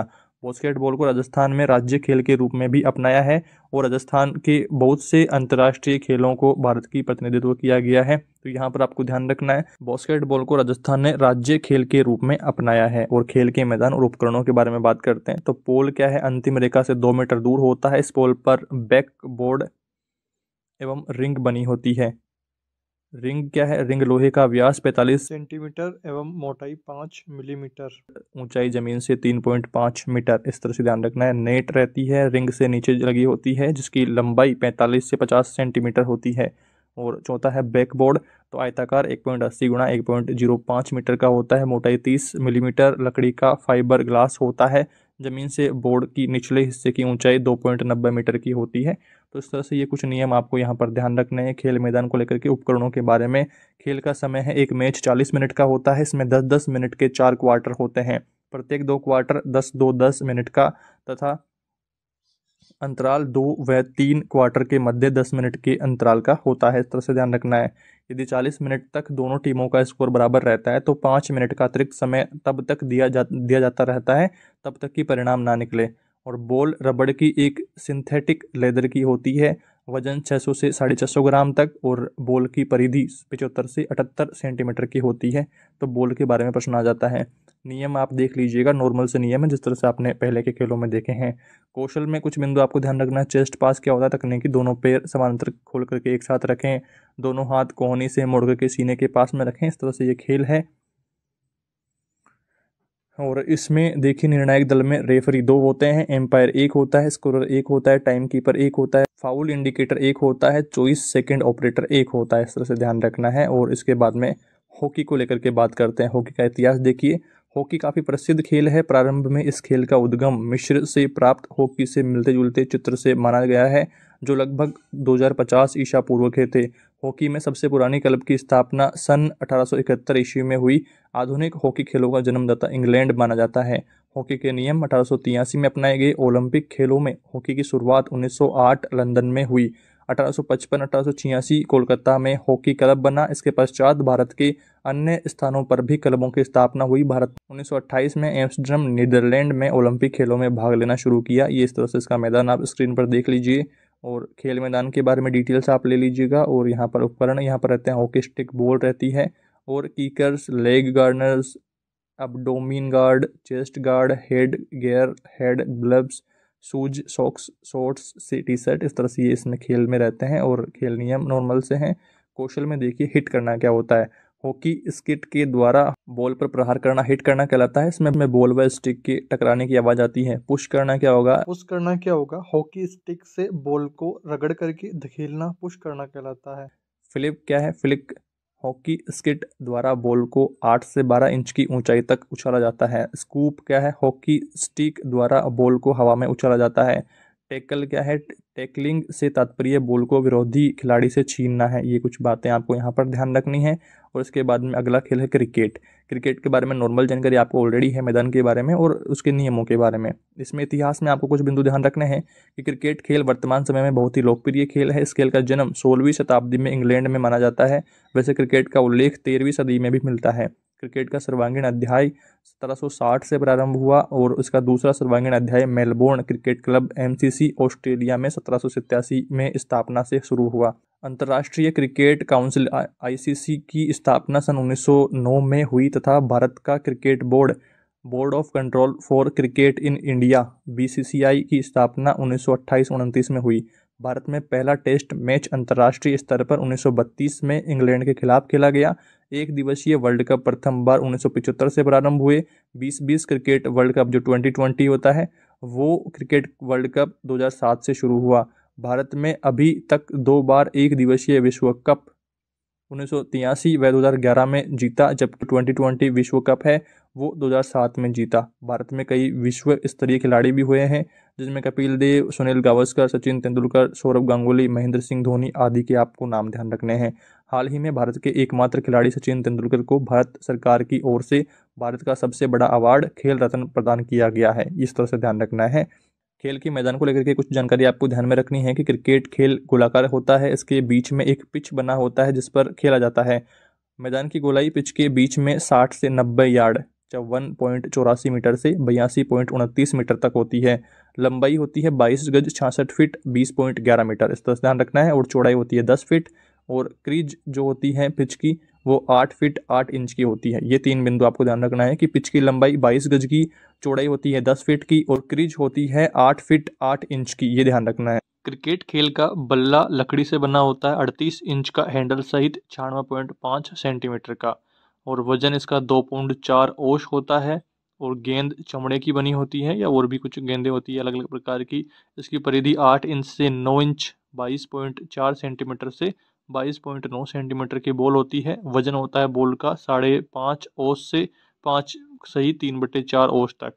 155.9 ग्राम से 163 ग्राम तक की बॉल होती है।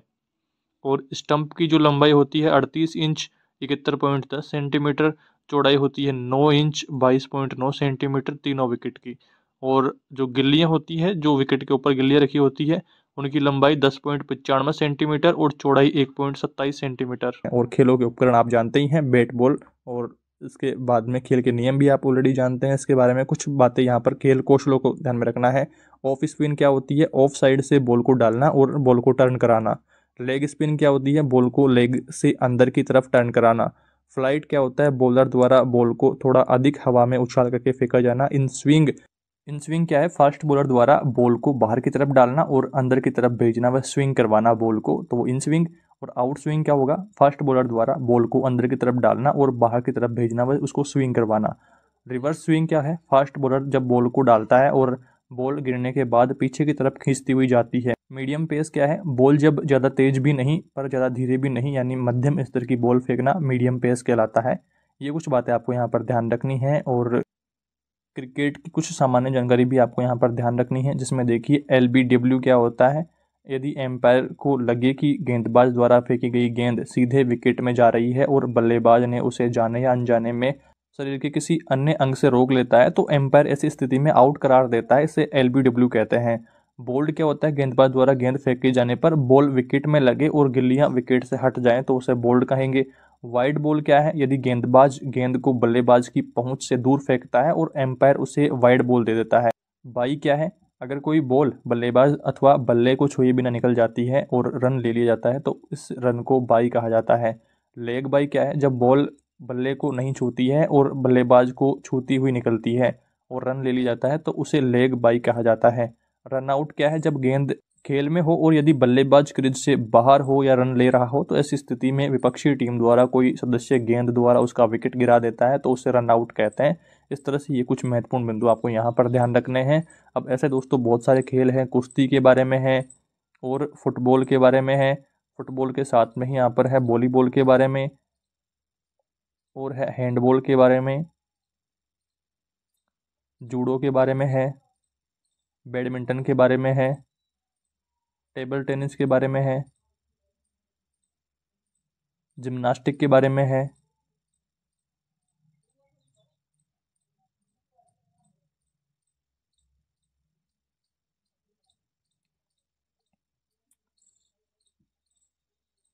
एथलेटिक्स के बारे में है यहाँ पर कुछ बिंदु। और इसके बाद में हम बात करते हैं, देखिए ऊंची कूद, नीची कूद, लंबी कूद, ये सब जो कूदे हैं उनके बारे में यहाँ पर बात करी गई है। गोला फेंक, और ये कुछ चित्र यहाँ पर दिए हैं। थ्रोइंग मूवमेंट वगैरह के बारे में बात करी गई है। तो इस तरह से आपको समझना है कि यूनिट काफ़ी बड़ा है। हम एक एक बिंदु पर बात करेंगे तो घंटे भर से भी ऊपर का ये आपका वीडियो हो जाएगा और एक एक बिंदु को समझने के लिए आपको याद भी नहीं हो पाएंगे। और अगर हम ज़्यादा खेलों के बारे में बात करेंगे तो आप उसमें कन्फ्यूज भी ज़्यादा हो जाएंगे। आपको अपने हिसाब से 2-3 खेल ऐसे चूज़ कर लेने हैं जिनकी आपको प्रीवियस नॉलेज है पहले से, और उनके बारे में कुछ कुछ नियम ही आपको देखने पड़े, तो उनको आपको एडजस्ट करना है और उनको आपको लिख देना है। 5 नंबर का यूनिट है तो बड़ा प्रश्न यहाँ से आएगा आपके एक, और एक प्रश्न आपके छोटा यहाँ से आएगा। तो आपको बड़े प्रश्नों पर ज़्यादा फोकस करना है इस यूनिट में। आपके पास सीरीज है तो उसमें आप आराम से देखिएगा सभी बिंदुओं को। जिनके पास सीरीज नहीं है तो वो मेरे पास मैसेज कर लीजिएगा, PDF में आपको सेंड कर दूंगा। इसकी कोई भी दिक्कत नहीं होने वाली है, आराम से आप इस पेपर को क्लियर कर पाओगे। बाकी सभी जो यूनिट्स हैं इसके 4 यूनिट, उनमें हमने कम से कम समय में महत्वपूर्ण बिंदुओं को डिस्कशन किया है, सभी बिंदुओं को समझा है। पर ये जो लास्ट यूनिट है आपका 5 नंबर का यूनिट है और काफ़ी बड़ा यूनिट है, इसमें एक एक बिंदुओं को डिस्कशन करना संभव नहीं है, काफ़ी बड़ा यूनिट हो जाएगा। और फिर अभी देखिए दोस्तों, एक दिन की तैयारी में आप अगर ज़्यादा खेलों के बारे में डिस्कशन करेंगे, ज़्यादा खेलों को आप देखेंगे तो कन्फ्यूजन होगा, उसमें अलग अलग नियम वगैरह उलझ जाएंगे। आप कौन से खेल की लंबाई कितनी है, मैदान किस किस तरह का होगा, वो सब कुछ आप भूल जाएंगे। तो अपने हिसाब से 1-2 खेल आप चूज करिएगा, जैसे क्रिकेट आपका, फुटबॉल हो गया, तो उस तरह से 2-3 खेल आप चूज करिएगा। कुश्ती भी आप ले सकते हैं। तो ये 2-3 खेल आप ले लीजिएगा जिनको आपको प्रीवियस नॉलेज है आपके पास, और आपको कुछ कुछ उसके नियम देखने हैं। और उसमें एक ऐसे जो वर्ड, जैसे मान लो रन आउट क्या होता है, स्विंग करवाना क्या होता है, इस तरह से आपको ध्यान रखना है, ऐसे प्रश्न आते हैं। इस तरह से हमारा स्वास्थ्य एवं शारीरिक शिक्षा का सिलेबस कंप्लीट होता है। महत्वपूर्ण सभी बिंदुओं पर हमने चर्चा कर ली है। किसी भी टॉपिक के बारे में कोई भी दिक्कत आपको रहती है या आप चाहते हैं कि इस टॉपिक पर हमें अलग वीडियो बनाना चाहिए, तो आप कमेंट करिएगा, या फिर आप टेलीग्राम पर मेरे पास मैसेज करके भी बता सकते हैं, उस पर हम वीडियो बनाने की पूरी कोशिश करेंगे। फिलहाल जो महत्वपूर्ण बिंदु थे उनको लेकर के हमने इस वीडियो में डिस्कशन कर लिया है। आपकी पढ़ाई में इस वीडियो से थोड़ी भी मदद होती है तो वीडियो को लाइक जरूर करें, अपने दोस्तों तक शेयर करें, चैनल पर नए हैं तो सब्सक्राइब कर लें इसी तरह के इंपॉर्टेंट वीडियोज़ के लिए। Thank you for watching this video.